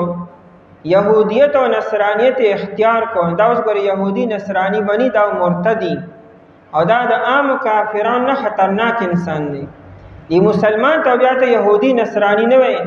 چې رد الله ذبیحه بم غني ستاره پر حلال دا مرتد دی دته بدر ورځې مهلت ورکې الکه ولی مرتد شي سوجه یهودیت او نصرانیت اختیار کو تا ته په اسلام کې څو کمزوري ښکاری څه اشکال دی دا اطمینان به وکړي شي اشکال به دغه دفع کړي شي کبیا نه مسلمانۍ به قتل سزا ده او د زنانه لپاره قتل نه لري زنانه به گرفتار کې جیل ته به واچي یا مسلمان شي واپس او یا په دغه جیل کې دنه په خپل مرګ باندې ممړ شي خدای سنگسارول او پتور باندې وجل دا جایز نه دي وطعامکم حل لهم او ستاسو حلال شوی ساروی حل لهم روا دی دي لپاره والمحصنات دویمه خبره والمحصنات او پاک دامنی بیبیانی من المؤمنات د مؤمنانو نه دیو مؤمن مسلمان د پاره د مسلمانانو آزاد پاک دامنی بیبیانو سر نکاح کول جایز دي مسلمان خی سر نکاح کول شي دیم پاک دامن دی هغه پاک دامن ده د دې مطلب دا نه چې غني بدکاری سر نکاح نشي کولی یا بد اخلاق سر نکاح نشي کولی شي خو قران کریم د بهتر خبرې کی بهتر دار چې داسې قرانه کې نکاح کا چې با اخلاق کوي او شرافت والوي او دا پاک دامن وي چې ستا د کور نظام خراب نشي نو کوشش کوي چې دا ځکه نکاح کا چې دا ماحول وي باقی د مسلمان نارینه نکاح بدکاری خسرم جایز دی لیکن چونکه بهتر خبردار چې پاک دامن دی وي قران کریم د بهتر خبرې کی نو والمحصنات من المؤمنات او پاک دامن بیبیان د مؤمنانو او دانګ والمحصنات من الذين اوتوا الكتاب او پاک دامن بیبیان دا کسانو چې ورکړې شه د وته کتاب من قبلکم د مخکستا سنا یو يهودي خزر یا نصرانی دا خو پاک دامن دا بدکار او فاسق او فاجر نه دا نه سره یو مسلمان کا نکاح کول واړي نو کولی شي دا نکاح کول څه بهتر نه دی او نه واجب او نه غني ضروری دی دا د جواز د درجه خبره کی کچره ضرورت یو مسلمان ته نکاح سر کول واړي نو کولی شي وسره دا نه غني قران کریم ترغیب ورکی چې دې سر نکاح وکي ترغیب نه ورکی د جواز خبره کی وطعام والمحصنات من المؤمنات او پاک دامن بیبیان دا کسانو چې ورکړی شوی ته کتابو من قبلکم مخکې تاسو نه خو باقاعده نکاح به ورسره کوئ باقاعده څنګه چې د مسلمان ښځې سره نکاح وي چې ګواهانې پکې ایجاب او قبولي مهر مقرر شي رضامندي وي نو دغه شانتې نکاح به هغې سره هم کوئ د هغې د نکاح لپاره څه بله طریقه نه ده نو په نکاح کې راوستی شي لیکن مسلمان ښځه یهودي او نصرانی سره نکاح نشي کولی د هغې وجه دا ده اسلام کې اعتدال دی مسلمانانو کې هم اعتدال دی دا خو ځان له خبره چې مونږ کې اعتدال نشته لیکن اسلام د اعتدال سبق ورکي سړی به په ښځه باندې زور او زبردستی نه کوي چې مسلمانه شه شابه بس هغه یهودي او نصرانی را بسیبه ها ته خپل اخلاق اختیار کا ته د خپل اخلاقونه د خپل دین هغه متاثر کا د خپل کردار هغه متاثر کا چې دا ډېر خپل مذهب دی چې په خپل مسلمان شي چونکه د مسلمان دا شان نه دی چې دی په حد باندې زبردستیو کې د مذهب په باره کې. نو ځکه یهودي او نصرانی ښځې ته نقصان نشته، لیکن مسلمانه ښځه که د یهودي او نصرانی لاړه نو یهودي او نصرانی دا توقع نشي کېدی چې به د اعتدال نه کار والي. ابه هماها دا ښځه مجبوره کیږي چې مجبور یې کړي، نو چونکې دا بې بسه ده او بې وسه ده، دا به دغه مذهب اختیار کړي. نو که مسلمانې ښځې یهودیت او نصرانیت اختیار کړي، دا به یهودي او نصرانی ده به کافره شي، بیا مرتده به شي. چې مرتده شوه نو بیا نکاح کم ځای پاتې شو، دا خو بیا دی وجل دی یا ګرفتارول دی، دا خو بیا نکاح ته به موږ نه پرېږدو. د دې وجې نه یهودي او نصراني ښځه مسلمان سره نکاح کولی شي، لیکن مسلمانه ښځه به سره نکاح نه کړي. والمحصنات او پاک دامنې بیبیانې دا کسان نه چې ورکړی شوی ورته کتاب من قبلکم مخکې ستاسو نه، لیکن بعضې صحابو به دې نه منع کوله. عبدالله بن عمر رضی الله عنه به دې نه سختۍ سره منع کول، وي دا جایز نه دي. دې وجې نه چې کله مدائن فتح شو، دا دلته کې ایران کې مدائن دی، نو حذیفه بن یمان رضی الله عنه یو یهودي ښځې سره نکاح وکړو. دا د عمر فاروق رضی الله عنه دور و. نو عمر فاروق رضی الله عنه ته پته ولګېده، نو هغه خط ولېږه حذیفه بن یمان رضی الله تعالی عنه ته، او خط کې ورته ووایي چې دا ښځه دا نه جدا کړه، دې له طلاق ورکړه. نو حذیفه رضی الله عنه ته جواب راولېږه چې ولې دې سره نکاح جایز نه دی. نو عمر رضی الله عنه ته بیا خط ولېږه. امام محمد رحمت الله علیه کتاب دی کتاب الآثار، په دې کتاب کې دا خط موجود دی. عمر رضی الله عنه حذیفه رضی الله عنه ته وی اعظم علیک، تعالی قسم در کومه الله تزع کتابی حتی تخلی سبیلها، وی زما د خط د کې خودونه مخکې دا خط دانه جدا کا طلاق ورکا. سوچ او فکر پکې نشتا، زما خط برستوک دی او طلاق به مخکې ورکې. او بیا وته اخاف وزي اریګما زه دانیم چې نکاح جایز نه رہی، ما سر یره ده ان یقتدیک المسلمون، ته امیر مشری ستا مقتدیان او ستا ماموران به تا ته ګوري چې امیر آغره یو یهودي ښځې سره نکاح وکړو، موږ به ورسره وکړو. چې هغې یهودانو ښځو سره نکاح وکړي، نو ما سره یره فیختارو نساء اهل ذمت لجمالهن، ویخته خو د هغې حسن و جمال والا خو دي که نه رنګ روغنې برابر دی، نو هغې به د په جمال کې فریفته به شي سره به نکاحونه وکړي. وکفا بذلک فتنة لنساء المسلمین، وی د مسلمانانو زنانه به دکه شان بغیر نکاح پاتې شي. نو مسلمانانو خو سره به څوک نکاح کوي، هو سره هم نشي کولی، او تاسو مې سره نکاحونه شروع کړه دا به دغه شان پاتې شي. نو عمر رضی الله عنه فرمایلو چې ما سره د مسلمانانو د زنانو غم دی چې تاسو یې سره نکاحونه شروع کړئ. او بل روایت کې داسې دي عمر رضی الله عنه ته وایي زه نکاح ته حرام او منع نه یم، وایي چونکې په دې کې تقوا کمه ده، ازادي پکې او فسق او فجور په دې کې سیوا دی. چې ستاسو کور ته دا زنانه رانې نو دا فسق او فجور به ستاسو کور ته هم راشي. ستاسو د کور چې کوم د تقوا او د طهارت کوم ماحول دی او سره مکمل متاثر شي، نو ستاسو کورونو ته دننه او بېحیي به راشي. د دې وجې نه صحابه کرام رضی الله عنهم به دا خبره نه خوښوله چې یو سړی د کتابي ښځې سره نکاح وکړي. او دا زموږ د امام ابو حنیفه رحمت الله علیه مسلک هم دی، هغه دې ته مکروه وي چې مسلمان سړی به کتابي ښځې سره نکاح نه کړي، کراهت دی پکې.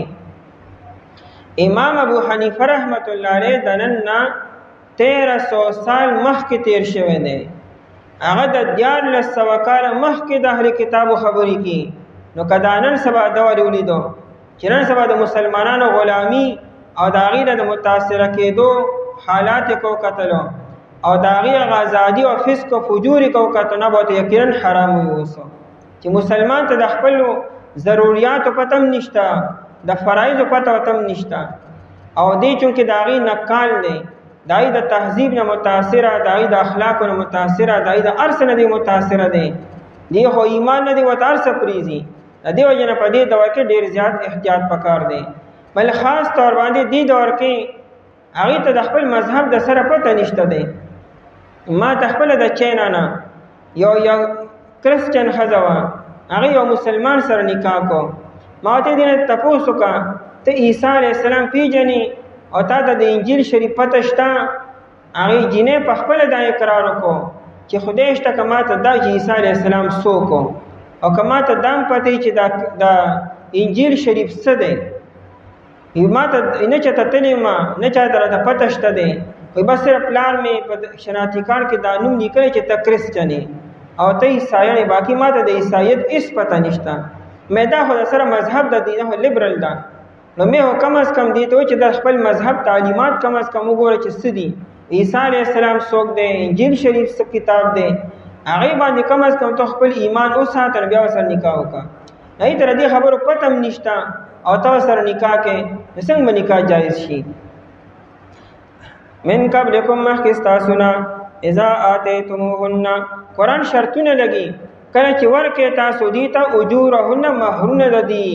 باقاعده نکاح به ورسره کوئ، دا نه چې هسې خبرې ورسره وکئ. محسنین په داسې حال کې چې نکاح کوونکي یې، غیر مصافحین، قرآن کریم قیدونه لګي، گویا کہ قرآن کریم زموږ په ډکې ناست دی، وقتي طور نکاحونه به نه، باقاعده نکاح به ورسره کوئ. غیر مصافحین او نه زنا کوونکي، بدکاري کوونکي. مصافحین د صفاح نه دی، او صفاح دا د اوبو تویولو ته وي، مراد نه زنا، یعنی مقصد صرف خواهش پوره کول نه دی، باقاعده نکاح کول دی، کور آبادول دی. غیر مصافحین او نه زنا کوونکي کلم کلا، ولا متخذی اخدان او نه نیسونکي او جوړونکي. اخدان یارانو دوستانو ته وي، اشنایو ته وي. اخدان پټې دوستۍ کوونکي، یعنی د پټو دوستو ارادم نه نه، باقاعده په نکاح په حیثیت باندې راولي نو بیا ټیک ده. ومن یکفر بالایمان، او څوک چې کفر وکړي په ایمان سره، فقد حبط عمله، کفر وکړي په ایمان سره، یعنی مؤمن او د مؤمن ایمان نه بعد کفر اختیار کو. یو مسلمان د یهودي نصرانی شو، دا اوس یهودي نصرانی دا کافر شو، اوسو دی مرتد شو، ته موږ مسلمان او یهودي نصرانی به ورته نه وایو. فقد حبط عمله، پس یقینا برباد شو عمل ددو، ټول اعمال دنیا کې برباد شو، چې څومره حجونه کړي دي، څومره منځونه، څومره صدقې او خیراتونه کړي دي، هغه ټول برباد شو، ارس ختم شو. وهو فی الاخرة من الخاسرین، په دنیا کې مرس برباد شو، دنیا کې بدی اوس قتل کیږي با، او آخرت کې هم نیکی پاتې نشوه، او دی په آخرت کې من الخاسرین تاوانیان نبوي. نورم بلا خلق تاوانیان دي، فرعون او نمرود او شداد دی پکې وسره شامل شو، په شر د دې که د کفر حالت کې دنیا نه لاړو. نن ورځ حلال کړی شوي ستاسو لپاره پاکیزه څیزونه، او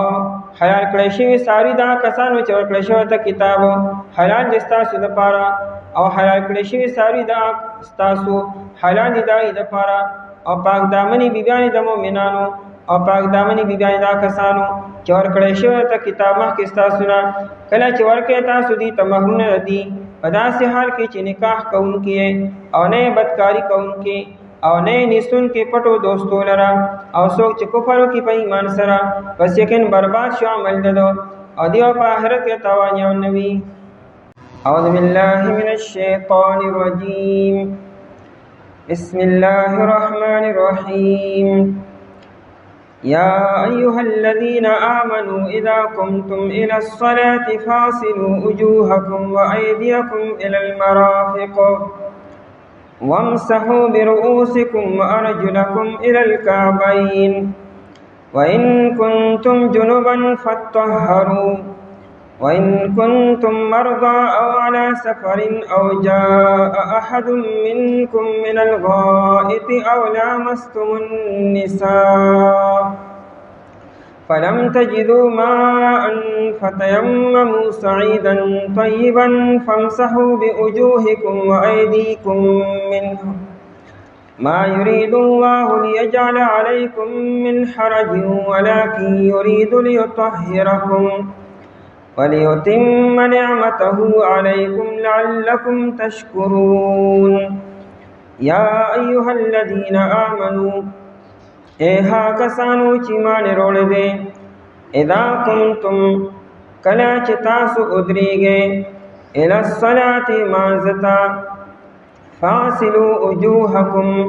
پس تاسو ووینځئ مخونه خپل وایدیکم الی المرافق او لاسونه خپل تر څنګلو پورې وامسحوا برؤوسکم او تاسو لوند لاس راکاږئ په سرونو خپلو باندې وارجلکم الی الکعبین او ووینځئ خپې خپلې تر ګیټو پورې وان کنتم جنبا او کچرې تاسو د جنابت حالت کې فطهروا پس تاسو خزان پاک کې وان کنتم مرضى او کچرې تاسو بیماران او علی سفر یا په سفر کې او جاء احد منکم یا راشی او تندستاسونا من الغائط د او دسماتنا او لامستم النساء یا تاسو یوځای شویې بیبیانو سره فلم تجدوا ماء پس تاسو نمومې اوبو لره فتیمموا پس تاسو تیمم کې صعیدا طیبا په خاوره پاکه باندې فامسحوا بوجوهکم پس تاسو لاسونه راکاږئ په مخونو خپلو باندې وایدیکم او په لاسونو خپلو باندې منه دغه خاورې نه ما یرید الله اراده نه لري الله تعالی لیجعل علیکم چې وګرځوي په تاسو باندې من حرج ستنګي ولكن يريد ليطهركم لیکن الله تعالی اراده لري چې پاک کی تاسو لره وليتم نعمته علیکم او چې پوره کی نعمت خپل پتا سو باندې لعلکم تشکرون د پاره دې چې تاسو شکر گزار شئ آیت مبارکه تا آیت الوضو ویل کیږي وضو معنی پښتو کې اودس دی په دې آیت کې چونکه د اودس ذکر دی د اودس فرایض بیانېږي پکې او د غسل او د تیمم طریقه پکې بیانېږي او په کوم خبرو سره چې اودس ماتېږي دا خبرو ذکر پکې دی آیت ته آیت الوضو ویل کیږي د آیت مطلب دا نه دی چې کنه دا اودس ذکر دلته اوس راغی حکم دلته راغلی دی آیت خو ډېر وروسته نازل شوی مدینه منوره کې او دا اودس حکم خو مخکې راغلی دی مسند احمد کې روایت ده د زید بن حارثه رضی الله تعالی عنہ نبی علیہ الصلوۃ والسلام باندې لومبانه وحی چې کله رااله یا جبرئیل علیہ السلام چې پاول ځل راغی نبی علیہ الصلوۃ والسلام ته دا اودس او د مونږ طریقه خودله دا اودس ذکر مخکې موجودو په پدیات کې باقاعده بیا دا اودس طریقه بیان شو د دې آیت کې د دریو خبرو بیان دی یو دا اودس دیم د تیمم او دریم د غسل دا اودس دا طریقه او دا حکم مخکنو متون باندې مو دا ردی امت خاصه او خاصیت نه دی البته تیمم چې دی دا ردی امت خصوصیت دی د دین مخکې امتونو کې تیمم نو او دا د عائشه رضی الله تعالی عنها په یو سفر کې خار روک شوی وو د شپې نبی علیہ الصلوۃ والسلام د آرام د پر یو ځای کې کېناستو سحر چې دی د تلو ټیم شو عائشه رضی الله عنها په دی غاړه باندې هارو 12 درهم دای قیمتو هغه چې په غاړه باندې ناستو نو هار پریوتو نبی علیہ السلام ته ذکر وکړو نبی علیہ السلام صحابو ته ورشه هارو ګورې شابه هغه په تلاش کې ټیم سیوا ولګېدو دلته سحر روحتو وبدا د کې نوې چا سره او نه په غازه کې وبوي نو صحابه کرام رضی الله عنهم او بکر صدیق رضی الله عنه ته وایي چیرې سره د لور دا مسله واجبہ مسله ده د دین روزانه هار روکیږي او موږ داري ایثار شو موږ برانه قضا شي او بکر صدیق رضی الله عنه راغی عائشه رضی الله عنها ته سختی وسره وکړه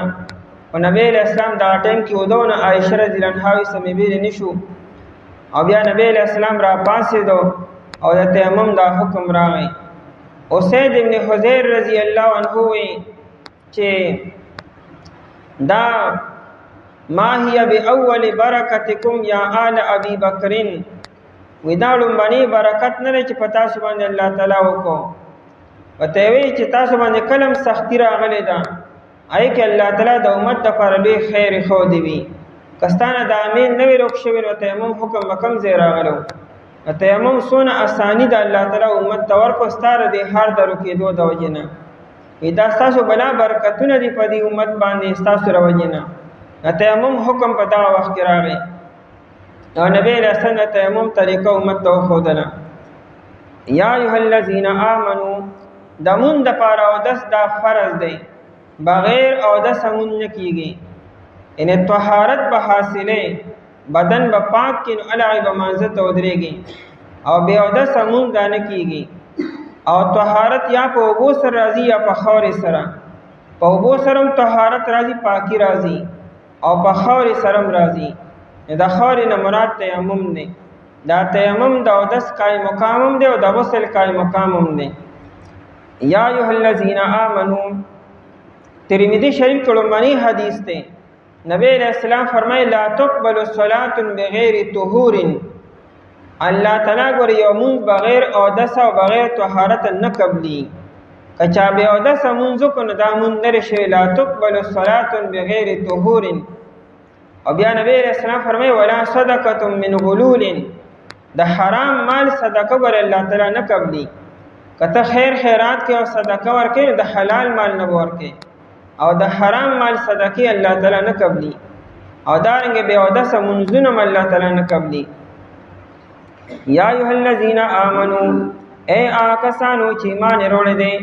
د آیت دا شروع په یا ایه الذین آمنو سره کړه د کافر او دس نه دی کافر او غیر مسلم کا او دس او کې نه دا او دس نه دی ځکه دا او دس عبادت دی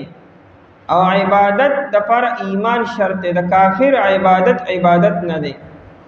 یا ایه الذین آمنو اے ها کسانو چې ایمان وروړي دي اذا کنتم کله چې تاسو ودرېږئ کنتم لفظي معنی تاسو ودرېږئ الی الصلاة مانځتا نو دا نه چې معنی ته کله ودرېږئ نو بیا ودسونه کوئ بیا به مونځ شروع کړئ مطلب دا چې کله ستا اراده چې مونځ وکوم او د مونږ ټیم چې کله داخل شون استاد اراده به خود پیدا شي اوس مونږ کومه د مانځنه مخکې به ته اودس وکړي اذا قمتم الى الصلاه کله چې تاسو درېږئ مانځه ته بیا به دا کار وکړئ د آیت د ظاهر نه خدا معلومیږي چې کله مانځه ته درېږئ نو غني اودس وکړئ څه مطلب لکه هر مونږ دپاره به اودس کوئ او که د مخکې نه ستا اودس شته نو بل مونږ پرې نشي کولی نو کولی شي نبی علیہ الصلوۃ والسلام اسی هر مون د لپاره مستقل او دس وکاو مخکې به او دس وو او بیا به او دس وکاو خو په دوه موکو باندې نبی علیہ السلام په یو او دس باندې سلور منځونم کړی دي غزوه خندق په موکه باندې نبی علیہ السلام د په یو او دس باندې د ماسپهین او د مازیګر او د ماهم او د ماستن منځونه کړی دي او چونکه دا سلور منځونه په یو ځای کړیو دا درې قضا او دا یو ادا نو ټول په یو ټیم کې وشو خو د فتح مکه په موقع باندې مسلم شریف کې روایت ده چې نبی علیہ الصلوۃ والسلام صلی الخمس بوضوء واحد نبی علیہ السلام پنځه منځونه په یو اودس باندې وکړو او دا سمخ کې نبی علیہ السلام چتنو کړي نو عمر رضی الله تعالی عنہ توي چې یې صنعت شیئا لم تکن تصنعه تا هنن داس یو کارو کو چې دا کار د مخ کې نو کړي ما کې او تاسو د هر مون د پر او دس کو او نن پنځه منځونه په یو دس باندې وکړو قضام نو اداو هر یو مون په خپل ټیم باندې شوی دی نو عمر نبی علیہ السلام تو فرمایلو عمدن فعلته یا عمر دا کار می کستن کړی دی یعنی ماوی چې امت توهما ځکه فتح مکه په موقع باندې بلا خلق نوې را داخل شو اسلام کې چایته دا مسله معلومه شي چې په یو دس باندې ډیر منځونه کول شي ابراهیم نحوی سے وی چې په یو دس باندې زیات نه زیات 15 منځونه کول شي د 15 منځونو نه بعد بیا شپږم مون پینې شي کولی لیکن دا عقل دی ادم امام ابو حنیفه رحمت الله علیه وی چې نه په یو دس باندې هر څومره منځونه کول شي اودس ایکسپایر کیږي نه چې ته نه ماتې نو په خپل نه ماتېږي چې کوم خبرو سره اودس ماتېږي چې هغه کار دی نه کړی ستا اودس ماتېږي نه او زړېږي نه په دغه اودس به ته هر څومره منځونه کولی شي. اذا قمتم الى الصلاه نبی علیہ السلام په خپل د اودس اهتمام کو هر یو اودس به مونږ به اودس کو لیکن صحابه کرام رضی الله عنهم د نبی علیہ السلام په موجودګۍ کې په یو اودس باندې ډېر منځونه کولو. اگر چې ابو داود شریف کې روایت ده نبی علیہ السلام فرمایي چې د انسان اودس یي او بیا هم دی اودس تازه کی لس نیکه الله تعالی په دی اودس تازه کولو باندې ورکی. اذا قمتم الى الصلاه کله چې تاسو درېږئ مانځه ته نو بیا به څه کوئ نو دا مونځ ګورئ که هر یو دی که فرض دی که واجب دی که نفل دی که سنت دی او که قضایی او که ادایی نو ګورئ اودس ولا شرط دی او دارنګې جنازه ایر پرم اودس شرط دی او دارنګې سجده که سجده تلاوت ته او که سجده شکر ده ایر پر به ګورئ اودس کې بے اودس به سجدې نه لګئ بے اودس به سجده شکر هم نه لګئ او بے اودس به سجده تلاوت هم نه کوئ اودس به ولکئ. امام نووي رحمت الله علیه د مسلم شریف شرح د المنهاج هغه دا مسله لیکلې ده چې د سجده شکر د پاره اودس دا شرط دی. اذا قمتم الى الصلاه کله چې تاسو درېږئ مانځه ته فاصلوا وجوهکم نو څه به کوئ که د مخکې نه د اودس نشته نو اودس به کوې به او که دې شته او کې نو بهتر ده او که نه کې نو جایز دي. فاصلوا وجوهکم پس تاسو ووینځئ مخونه خپلو فاصلوا وجوهکم پس تاسو ووینځئ مخونه خپلو. په اودس کې څلور فرض دي درې اندامونه وینځل دي او په یو اندام باندې مسح کول دي. هغه څلور اندامونه یو مخ دی او دویم لاسونه دواړه او دریم د سر مسح او څلورم د دواړو خپو وینځلو. دا څلور فرض دي او د دین علاوه دا نور چې څومره کارونه دي په خوله کې اوبه اچولو په پوزه کې اوبه اچولو دواړه لاسونه تر مړوندو پورې وینځلو دا سنتو کې راځي. دغه څلورو فرایضو نه علاوه ټول مستحبات او سنت او آدابو کې راځي. دا په اوچت ځای باندې کېناستېدلو او قبلې ته مخ کولو او دا هر اندام درې پیرې وینځلو دا ټول په مستحباتو په سنتو کې راځي. یو پیر هر اندام وینځل دا فرض دي. دا مخ د خپلو حدودو پورې. دا مخ حدود څه دي؟ دا د کم دی نه د انسان چې ویښته شروع کېږي د سرو د هغې نه والې د دې زنې د لاندې چې کم دی نه بیا مرۍ شروع شي تر دکه ځای پورې دا او بیا د غوږ د یو پوسکي نه والي تر دې بل پوسکي پورې دا د مخ حدود دي. په دې کې دننه چې شونډې بندې وي چې په دې کې ستا نه د ویښته برابر ځای وچ پاتې نه شي. دا خوله کې دننه اوبه اچول دا فرض نه دي دا په غسل کې فرض دي او په اودس کې دا سنت دي. که تا په خوله کې اوبه وانه چولې ستا اودس شوی دی خو چې شونډې عام طور باندې بندې کې یو خدا چې شونډې ته راغونډې کې نه راغونډې به نه انسان چې په عام حالت کې خوله بنده وي دا شونډې څومره حصه چې ښکاري دي وینځل دا فرض دي. پوزه کې دننه اوبه اچول په اودس کې دا فرض نه دي خو دا سنت دي. او باقي د مخ چې دا څومره حدود دي دا وینځل ضروري شو. که د انسان په سر باندې ویښته نشته نو د تندي حدود خو معلوم دي کنه چې دا خو سر دی دی خو تندی دی دا سر د حدودو نه به شروع کې او لاندې د زنې د لاندې به راځي. دا غوږونه په دې مخ کې داخل نه دي د غوږ دا پوسکې چې دی دا نرمه حصه چې را د دکه ځای پورې. نو فاصلوا وجوهکم پس تاسو ووینځئ مخونه خپلو. روح المانی د فاصلو معنا کړی ای اصیلو تاسو وبیوئ. د غسل معنا بیولو یعنې تاسو وبیوئ اوبه په خپلو مخونو باندې. په اودس کې دا خبره شرط ده چې هر اندام وینځي نو کم از کم 2 څاڅکي به کته خامخا څڅی به یعنې دونه اوبه به په یو اندام خامخا چې کم از کم 2 څاڅکي کته وڅڅېږي. دا خو دلته د الله تعالی شکر دی چې اوبه ډېرې دي. نبی علیه السلام به په یو سوال اوبو باندې غسل به کو یو سا 4 کیلو اوبو توي، په 4 کیلو اوبو باندې نبی علیہ السلام غسل کړی دی، او په 1 کیلو اوبو نبی علیہ السلام به اودس کو. دا د ابو داود شریف روایت دی. دا د نبی علیہ السلام عادتو. 1 کیلو سونه یعنی 1 لیټر اوبو باندې نبی علیہ السلام به دا اودس وکړو، او په 1 ساعو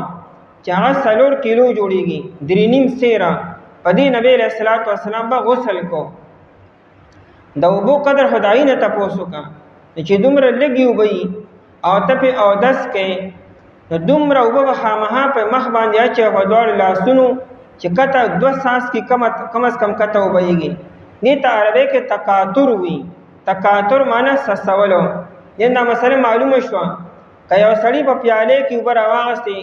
او لکه شړشمو د تیرو په ګوتې لمدي او یو اندامې شروع کړو ورو لمدي ګوته پې راکاږي نو اودس نرې شوي،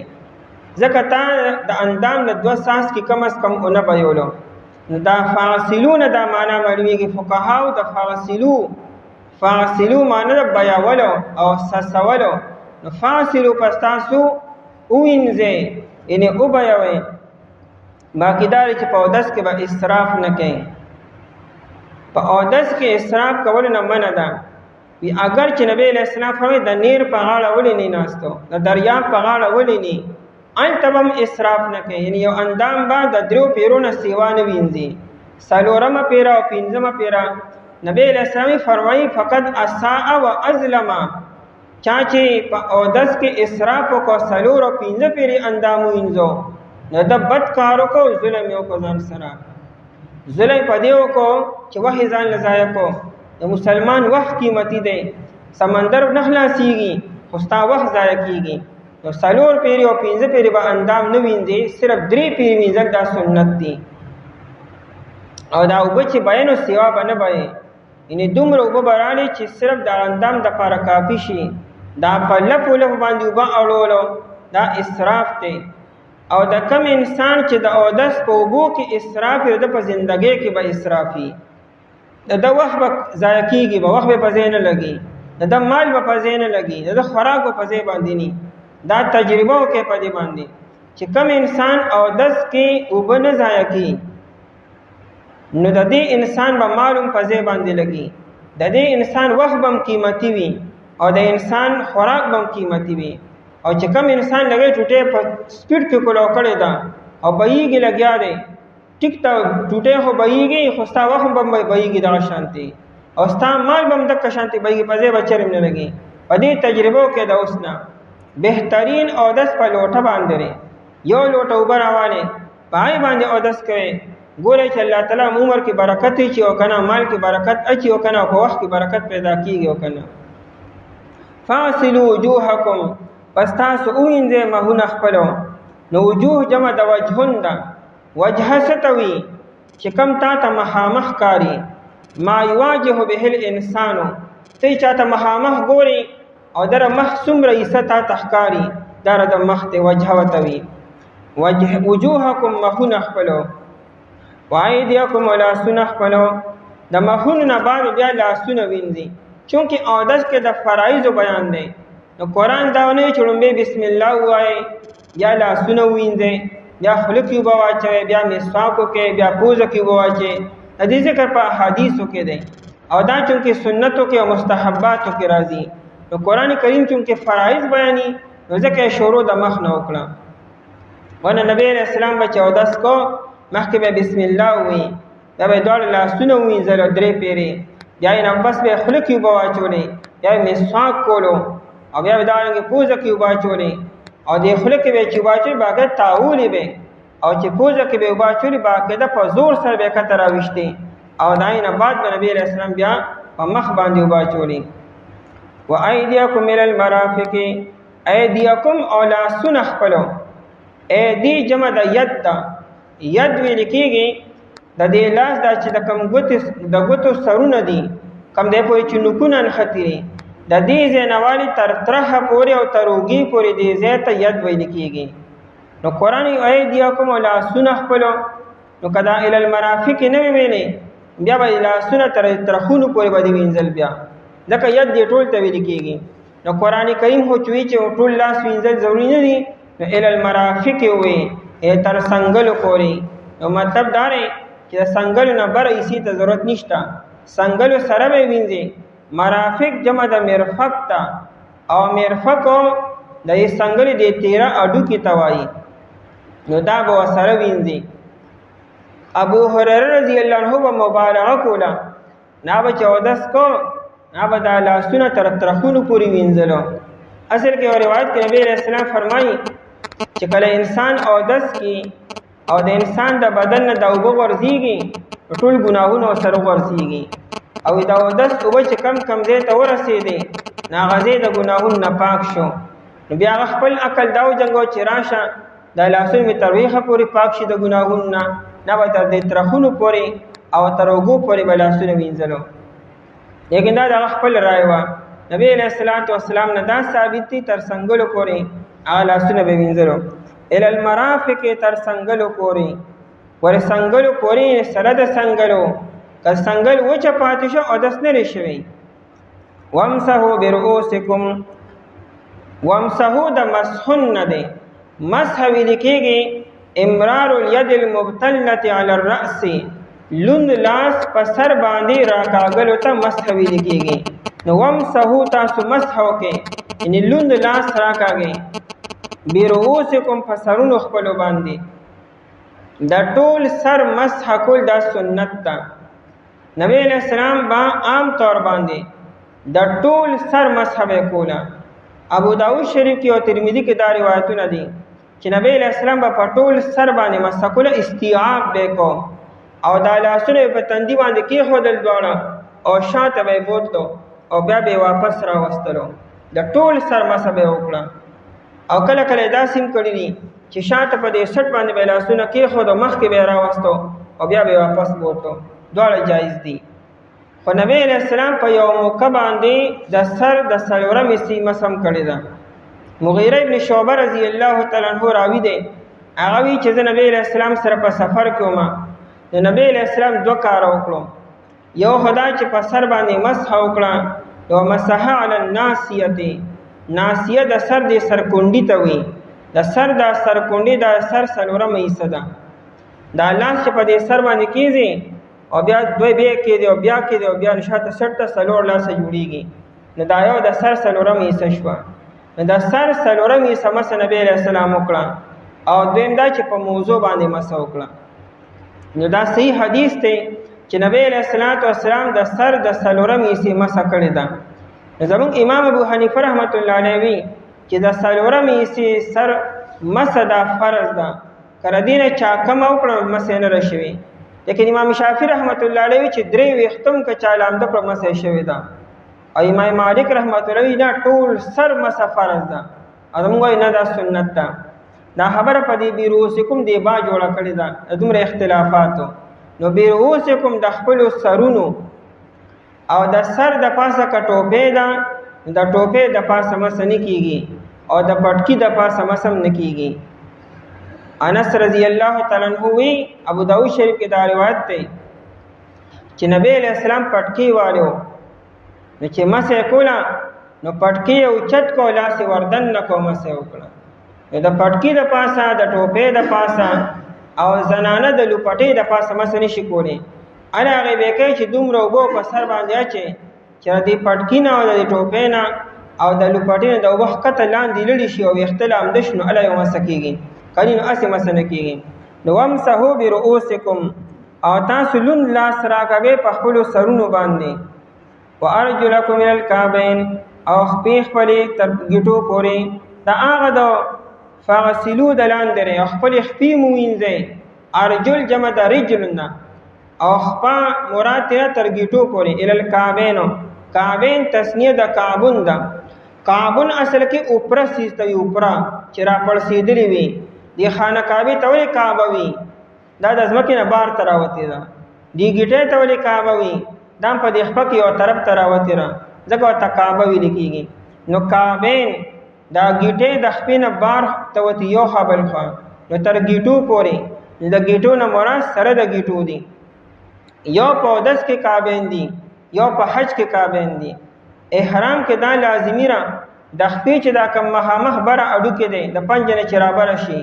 نو دغه دی به ښکاره ساتي یعنې دا سپلی داسې بوټان به نه چې دا مخامخ بره چې کوم اډو کې دی چې دا پټ شي کنې احرام منافي دی نو هلته کعبې نه مراد دقسې دی او په اودس کې د کعبې نه مرادو دا یو خبل هو چې کوم اډو کې بار ته وتې دقتې مراد دی نو الل کعبین تر ګیټو پورې یعنې سره د ګیټو پورې دا وینځل هم فرض دي دا څلور فرایض شو دې منځ کې دا ترتیب ساتل هم دا سنت دی او دې نه علاوه چې کومې نورې خبرې دي نو هغه سنت دي دومره کافي دی ای هغه کسانو چې ایمان یې وروړی دی کله چې تاسو ودرېږئ مانځه ته پس ووینځئ تاسو مخونه خپلو او لاسونه خپل تر څنګلو پورې او لوند لاس راکږئ ته په سرونو خپلو باندې او وینځئ خپې خپلې تر ګیټو پورې أعوذ بالله من الشيطان الرجيم بسم الله الرحمن الرحيم وإن كنتم جنبا فاطهروا وإن كنتم مرضى أو على سفر أو جاء أحد منكم من الغائط أو لامستم النساء فلم تجدوا ماء فتيمموا صعيدا طيبا فامسحوا بوجوهكم وأيديكم منه ما يريد الله ليجعل عليكم من حرج ولكن يريد ليطهركم وليتم نعمته عليكم لعلكم تشكرون وإن كنتم جنبا او کچریه تاسو د جنابت حالت کې فتطهروا پس تاسو خزان پاک کې وإن كنتم مرضى او کچریه تاسو بیماران او علی سفر یا په سفر کې او جاء احد منکم یا راشی او تن دستا سنا من الغائط د او دسماتنا او لامستم النساء یا تاسو یوځای شوي بیبیانو سره فلم تجدوا ماء پس تاسو نه مومئ اوبو لره فتیمموا صعیدا پس تاسو قصد کې د خاورې طیبا د پاکې فامسحوا بوجوهکم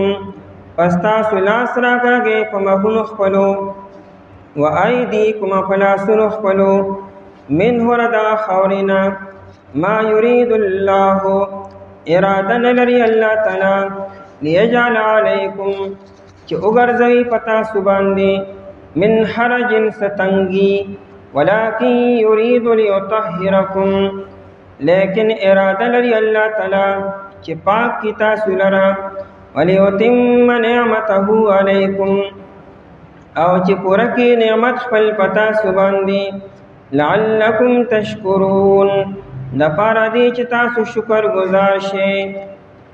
د آیت مبارکه پاولې سکه د اودس د فرایض بیانو ورپسې سکه د هغه خبرو بیان دی چې پای سره اودس ماتیږي او کچره د اودس د پاره وبني نو بیا تیمم کوي د تیمم د حکم بیان دی بیا دا بیان دی چې تیمم څنګه د اودس د پاره کولی شي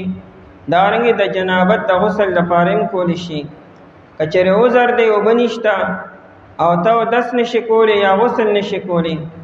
بیا په دا صورت کې ته تیمم هم کولی شي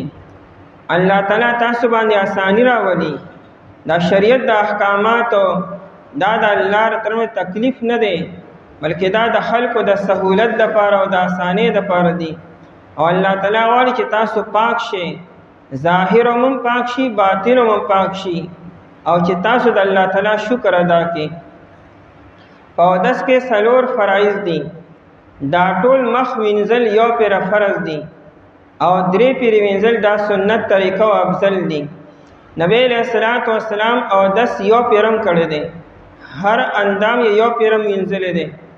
ترمذی شریف کې ابو داؤد شریف کې دا روایت ده چې نبی علیہ السلام یو پیر اودس کو نو هر اندام یو پیر وینځو نبی علیہ السلام په بل موقع باندې هر اندام دو پیری وینځل دي دا روایت هم په ابو داؤد او ترمذی دواړو کې ده عام طور باندې نبی علیہ السلام معمول دا چې هر اندام به درې پیری وینځو دا یو پیر او دو پیری ولی وینځو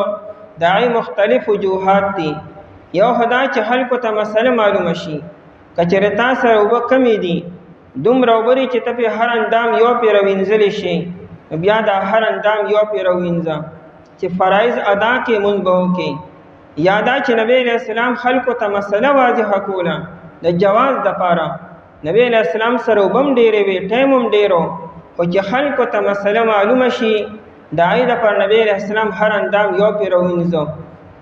او دا رنګ نبی علیہ السلام دوه پیرم دی وجه وینځل دي، لیکن عام عادت یې د درو پیرو وینځل وو. د دې یو داس په فرایضو کې سلورم نمبر خپې وینځل دي. په خپو باندې به مس نه کوي، مس به الای کوي چې کله ستا د خپو د پاسه موضوع دي،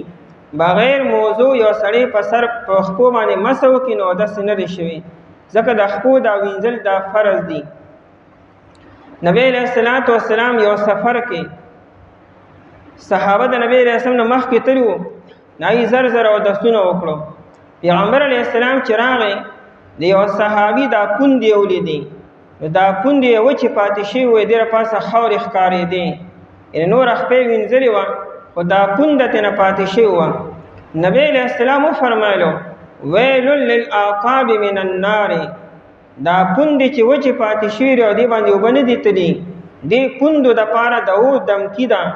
او د اور هلاکت او د اور عذاب دی. مطلب دا چې د خپو دا وینځل فرض دي او دا ستانه پاتې شو، نو که قصدن پاتې شوي او که بې خبرۍ کې پاتې شوي. بعض اوقات سړی په جلبازۍ کې خپه پوره ونه وینځي او ځای وچ پاتې شي، دا عذر الله تعالی نه مني، او داس کوي په کلاره باندې کوي، په سکون باندې به کوي. نبی علیہ السلام وفرمایل ویل للعقاب من النار، حالانکې هغه د خپې نورې حصه وینځلې وه خو دا پوندې شاته پاتې شوې وې. نبی علیہ السلام دومره سخته دمکي بیان کړه. ها که چېرې تا موضوع اچولې دي د موضوع د پاسه مسح کولی شي. نبی علیہ السلام موضوع اچولې وې په سفر کې و او د موضوع د پاسې مسح وکړه. ورپسې دی چې اودس په کومو خبرو سره ماتېږي، دا یې عذرونو بیان دی. وَإِن كُنتُمْ جُنُبًا،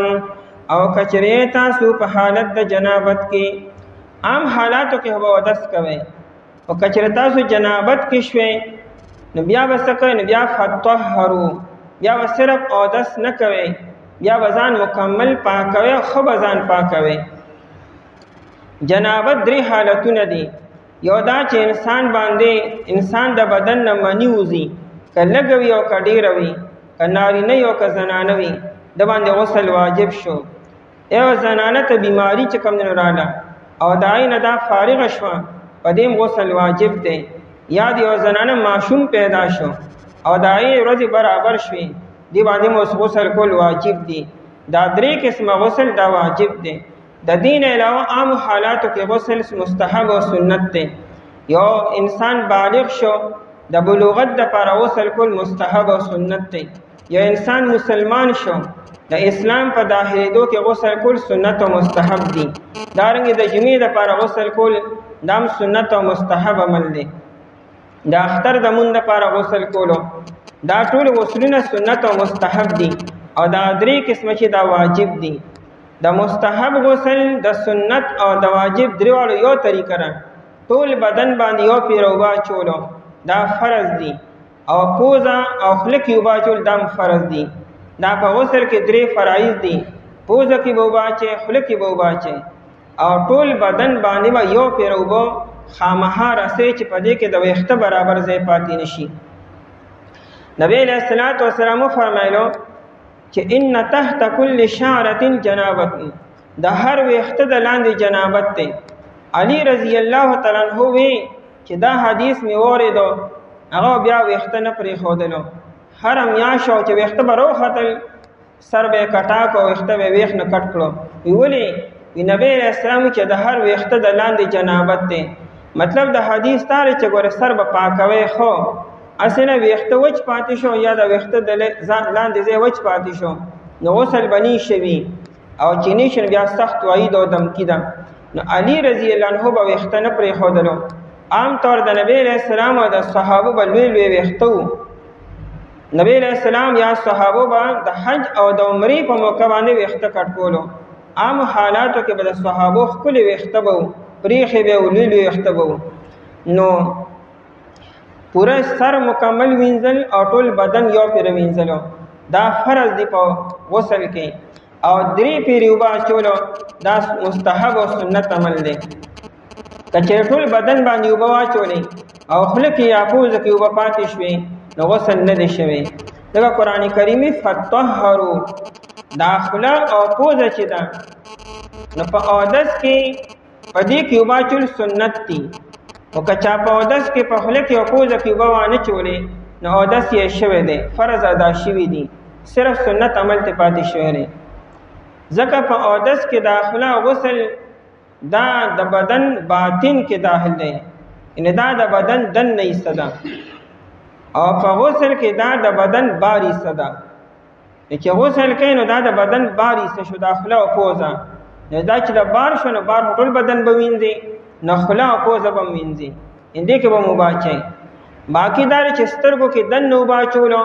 نو دا نه په غسل کې شته نه په اودس کې شته ځکه دې کې تکلیف ته سترګو ته تکلیف رسیږي په دې باندې نو په غسل کې دانه چې په سترګو کې بدن نو باچي خامخا ځکه دا تکلیف به مال یطاق ته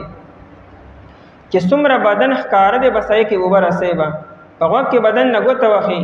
خدا نه چې وخت کې بدن نو باچي ځکه دا تکلیف ته پدې کې دارنګ خېټه هم د انسان دن نه بدن کې راځي دې توبه چول ضروري نه په غسل کې وان کنتم جنبا فطهروا پدې غسل کې غرغړه کول دا ضروري نه دي خلک یوبا چول فرض دي لکه څنګه چې موږ عام حالات کې په اودس کې په خلک یوبا چو په دا شان په غسل کې په خلک یوبا چولو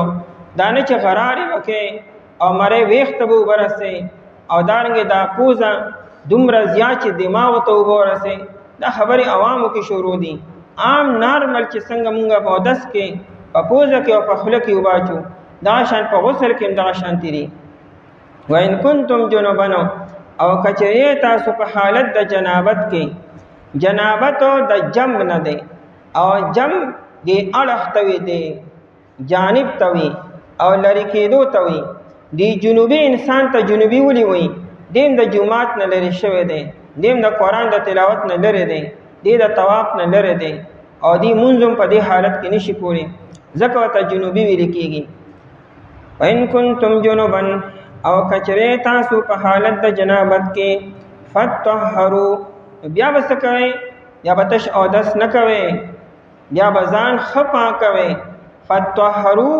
د مبالغه صيغه ده ځان به پاکوي خو سم به پاکوي او سم پاکول لري چې ټول بدن مکمل پاک شي چې د وخته برابر ځای وچ پاتې نشي او په خلا او پوزه کې هم دنو باچوي زنانه کچره کونسه د مخ کې نه تړلې ده ډیره بار دا کونسه پرانستل ضروری نه دي صرف د وختو چې کم ویخونه دي چې کم سر پوري لګیدلې دي د کزه ته وبر اسیبا چې دا کملکه کته ځوړندره دا وختو دا کدا نه لمدي نو خیر دی کدا وخته ټول لمدول ضروری نه دي او د دې لکه وخته ان چې کم دې سر پوري ان خطر وختو اکا پرې توبه رسولو دا ضروری دي ام سلمہ رضی الله تعالی عنها چې دا ترمذی شریف کې دا روایت ده د دې ډېر لوی وختو دې په خپل نبی علیہ السلام ته وی چې انی امراه اشد ظفر راسي جی زما وخته ډېر زیات دي او دای نه باندې رکلکه کونسه تړلې وی نو آیا چې کله زه وصل کوم نو دا وخته به پرانه زما او دا به همها کولول به ضروری وي نبی علیہ السلام ته وینا ضروری نه دي ته به یو درې لپی وبراواله او په دې سر باندې به واچي او په دې کې بغوتی وخی چې دا وګو نو وختو وی خونو تا کفاره تورسی چې کله ورسی به دا کافی ده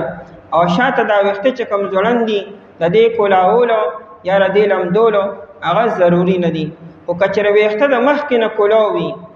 بیا به دا وخت بم لمدی با چې کم ځوړندې دا ټول وخت او دا وخونه بم لمدی خامها ضروری ده دا نه کچره یو سړی دی هغه وخت پریخي دي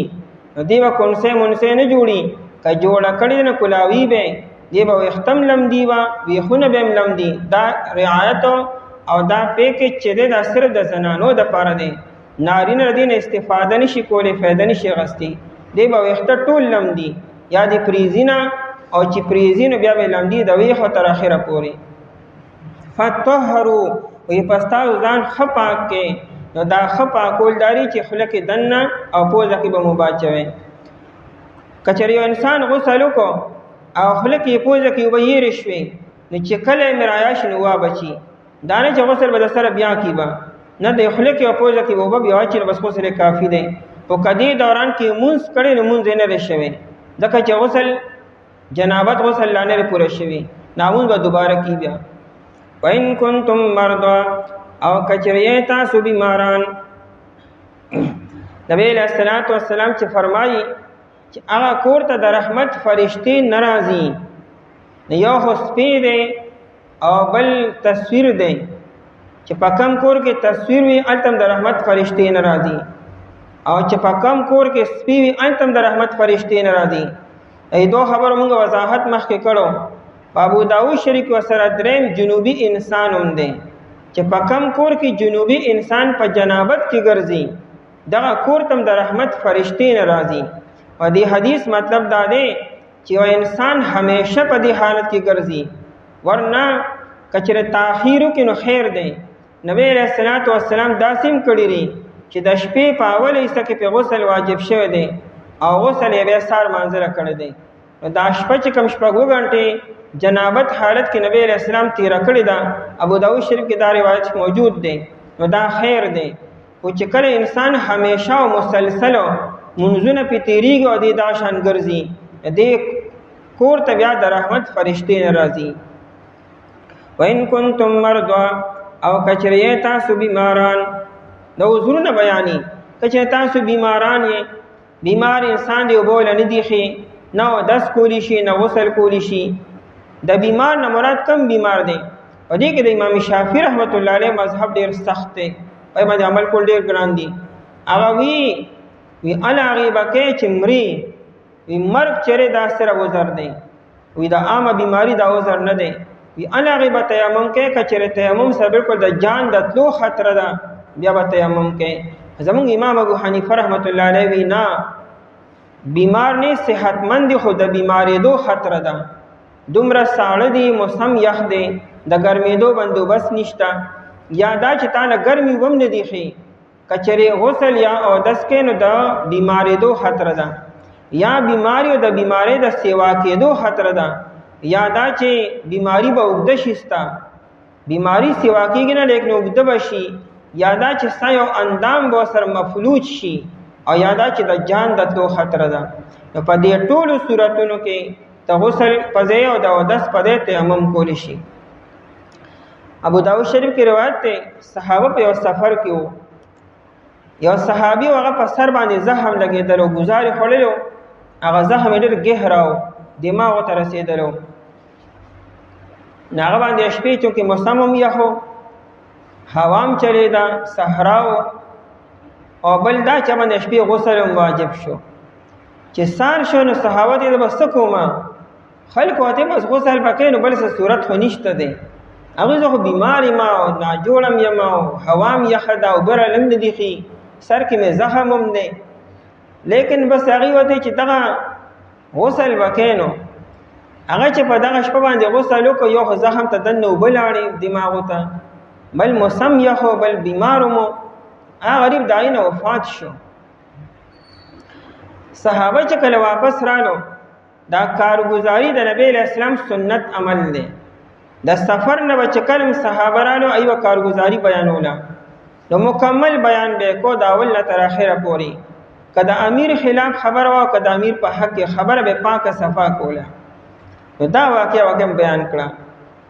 نبی علیہ السلام ورته وفرمایلو چې تاسو ته مسله نو معلومه سلام ورته مسله بیانوله. بیا دا انما شفاء العی السؤال، دا حدیث نبی علیہ السلام په دغه موقع باندې وایي چې یو سړی نه پوهیږي، یو سړی جاهل دی ناپوهه دی، نو د هغې حل څه دی؟ سوال وکړه، تپوس وکړه د چا نه مسلې تپوس وکړه.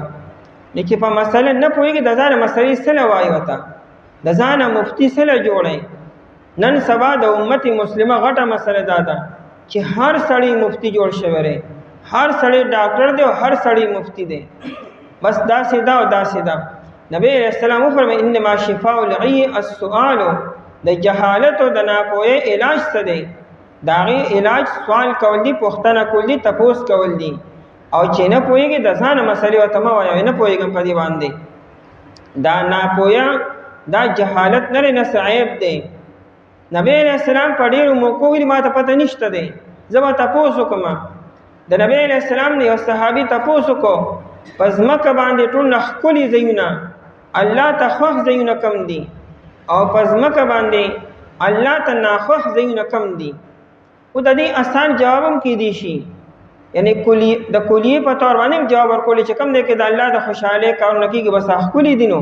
او چې کم دی کې ګناهونه کېږي بس هغه ناپاک وي او ناخوښ وي الله پاک. لیکن نبی علیہ السلام وی ما ته دې پته نشته دی. نبی علیہ السلام هم د ځانه چاته مسلې نه وي، زه به تپوس کوم. او بیا جبریل علیہ السلام راغی او نبی علیہ السلام د هغه نه تپوس وکړو، هغوی ما ته دې پته نشته دی، زه به تپوس وکړم د الله تعالی نه. او بیا جبریل علیہ السلام د الله جل شانه تپوس وکړو او بیا راغی نبی علیہ السلام ته وی احب البلاد الى الله مساجدها وابغض البلاد الى الله اسواقها. الله ته پزمکه باندې خوښ ځایونه جماعتونه دي او الله تعالی ته پزمکه باندې ناخوښ ځایونه بازارونه دي. ځکه بازارونو کې دروغ ویل کېږي، دوکې کېږي، قسمونه خوړل کېږي، د دې وجه نه الله ته نه دي خوښ. او جماعتونو کې الله یادېږي، د الله پاکي بیانېږي، الله ته خوښ دي. دې حدیث کې امت ته تعلیم دی چې دومره لوی لوی هسته جبرئیل علیہ السلام ورته کې شخصیت او د نبی علیہ السلام ورته کې شخصیت د ځانه مسلې نه وي، بلکې تپوس به وکړم. په ډېرو موقعو امام مالک رحمت الله علیه له شاګرد راغی او هغه د افریقې نه راغی. امام مالک سے مدینه منوره کې و، هغه د افریقې نه راغی او د امام مالک صاحب نه د 140 مسلو تپوسونه وکړو، 41 مسلې. په 36 مسلو کې ورته امام مالک صاحب ما ته دې پته نشته، صرف د 5 مسلو یا د 4 مسلو جواب ورکو. هغه ته وی چې زه واپس لړ شم، د ما نه به قوم تپوس کی چې ته 41 مسلو لته د بګله 15 مسلې وروړې، نورو مسلو سهل دی. ما ته ووایه که نه؟ هغه ورته ماره چې سراکا مې راته ووایي نورو مسلو ما ته پته نشته دی، د ځانه راته هاو نهي نشم کولی او نه راته ځانه د جایز او ناجایز ویلی شم. ورته ووایه چې بس هغې ما ته دې پته نشته دی. نو دا علم دی چې انسان ما ته پته نشته. ابن مسعود رضی الله عنه ډډه والی وه، مخې ته چا مسله بیان کړه، هغه مسله چا غلطه بیان کړه. ابن مسعود رضی الله عنه رانیغ شو او وی فرمایلو چې دام علم دی چې انسانوی ما ته پته نشته دی، دام علم دی. دا د خپل جهالت اقرار کولو چې ما ته مسله نه معلومه، دام علم دی چې انسانوی ما ته پته نشته دی. هغه یو ټیم د بار نه راغلو پاکستان ته، د پورا ملک سروې وکړه چې واپس تو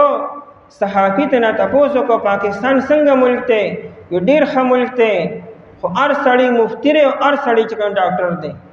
چې بیمار شي دا وخوره ښه به شي. اب سیریس بیماری د جان خبره وي دا وخوره دا به ښه به شي. څوک ورته د حکیمۍ نسخې بیاني، څوک ورته هومیوپیتک نسخې بیاني، او څوک ورته ورزشونه ښي، او څوک ورته میډیکلي، او هر سړی مفتی دی. بالکل جایز دی، او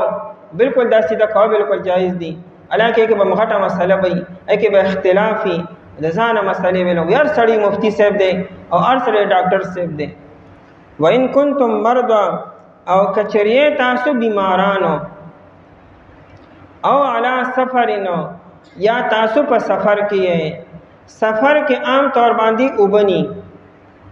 نو چونکې د سفر ذکر ځکه وکړو چې اوبه په سفر کې نشته دی،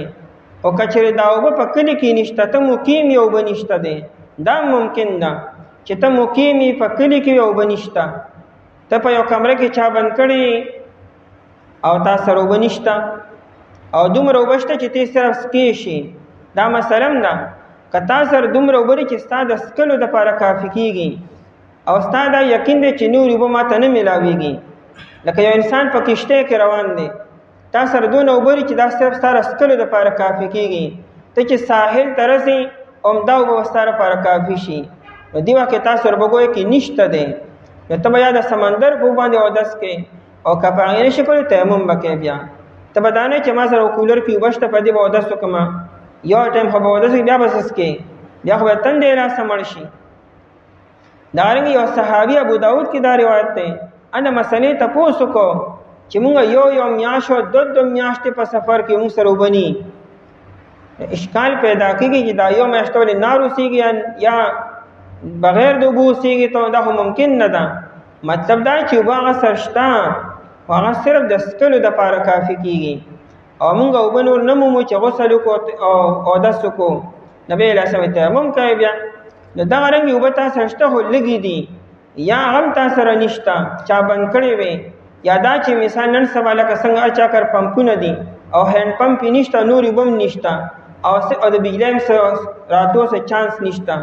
او د مونځ ټایم شو تیمم کوه اگر چې صحتمند دی اوبه نشته بنش باندې حسابي تیمم بیا کوه. وان کنتم مرضى کچرې تاسو بیمارانو او علی سفرین یا په سفر کې تاسو لکه نبی علیہ الصلوۃ والسلام او صحابه سره دې د شپې په اخر حصے کې یو ځای کې آرام کولو هلته اوبه نه وي او دې سره دومره ډېرې اوبه نه وي چې اودسونه یې کړی وي. نبی علیہ السلام چې د تلو ټایم شو چې ځای چې ځو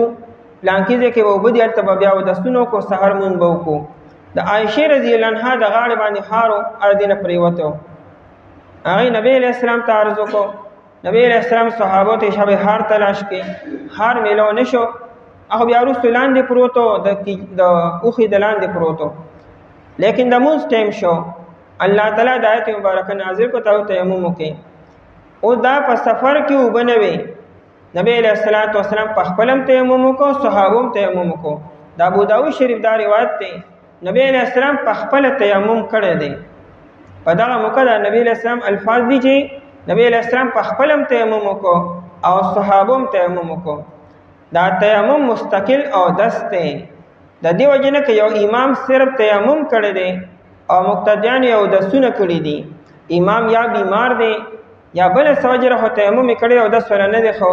نو دغه امام چې متیمم دی تیمم یې کړی دی دې مقتدیانو ته مونځ ورکولی شي. ته به دا نه چې دی خو تیمم دی او دی اودسونه کړي دي او د اودس درجه تیمم نه اوچته ده. دا تیمم مستقل طهارت دی او د اودس قایم مقام دی. نو امام چې متیمم دی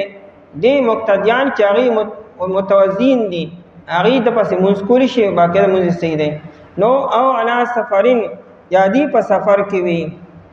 نور حضورونه به کوم بیانېږم انشاءالله سبا کې وایو. او کچرې تاسو په حالت د جنابت کې پس تاسو خزان پاک کې او کچرې تاسو بیمارانو یا په سفر کې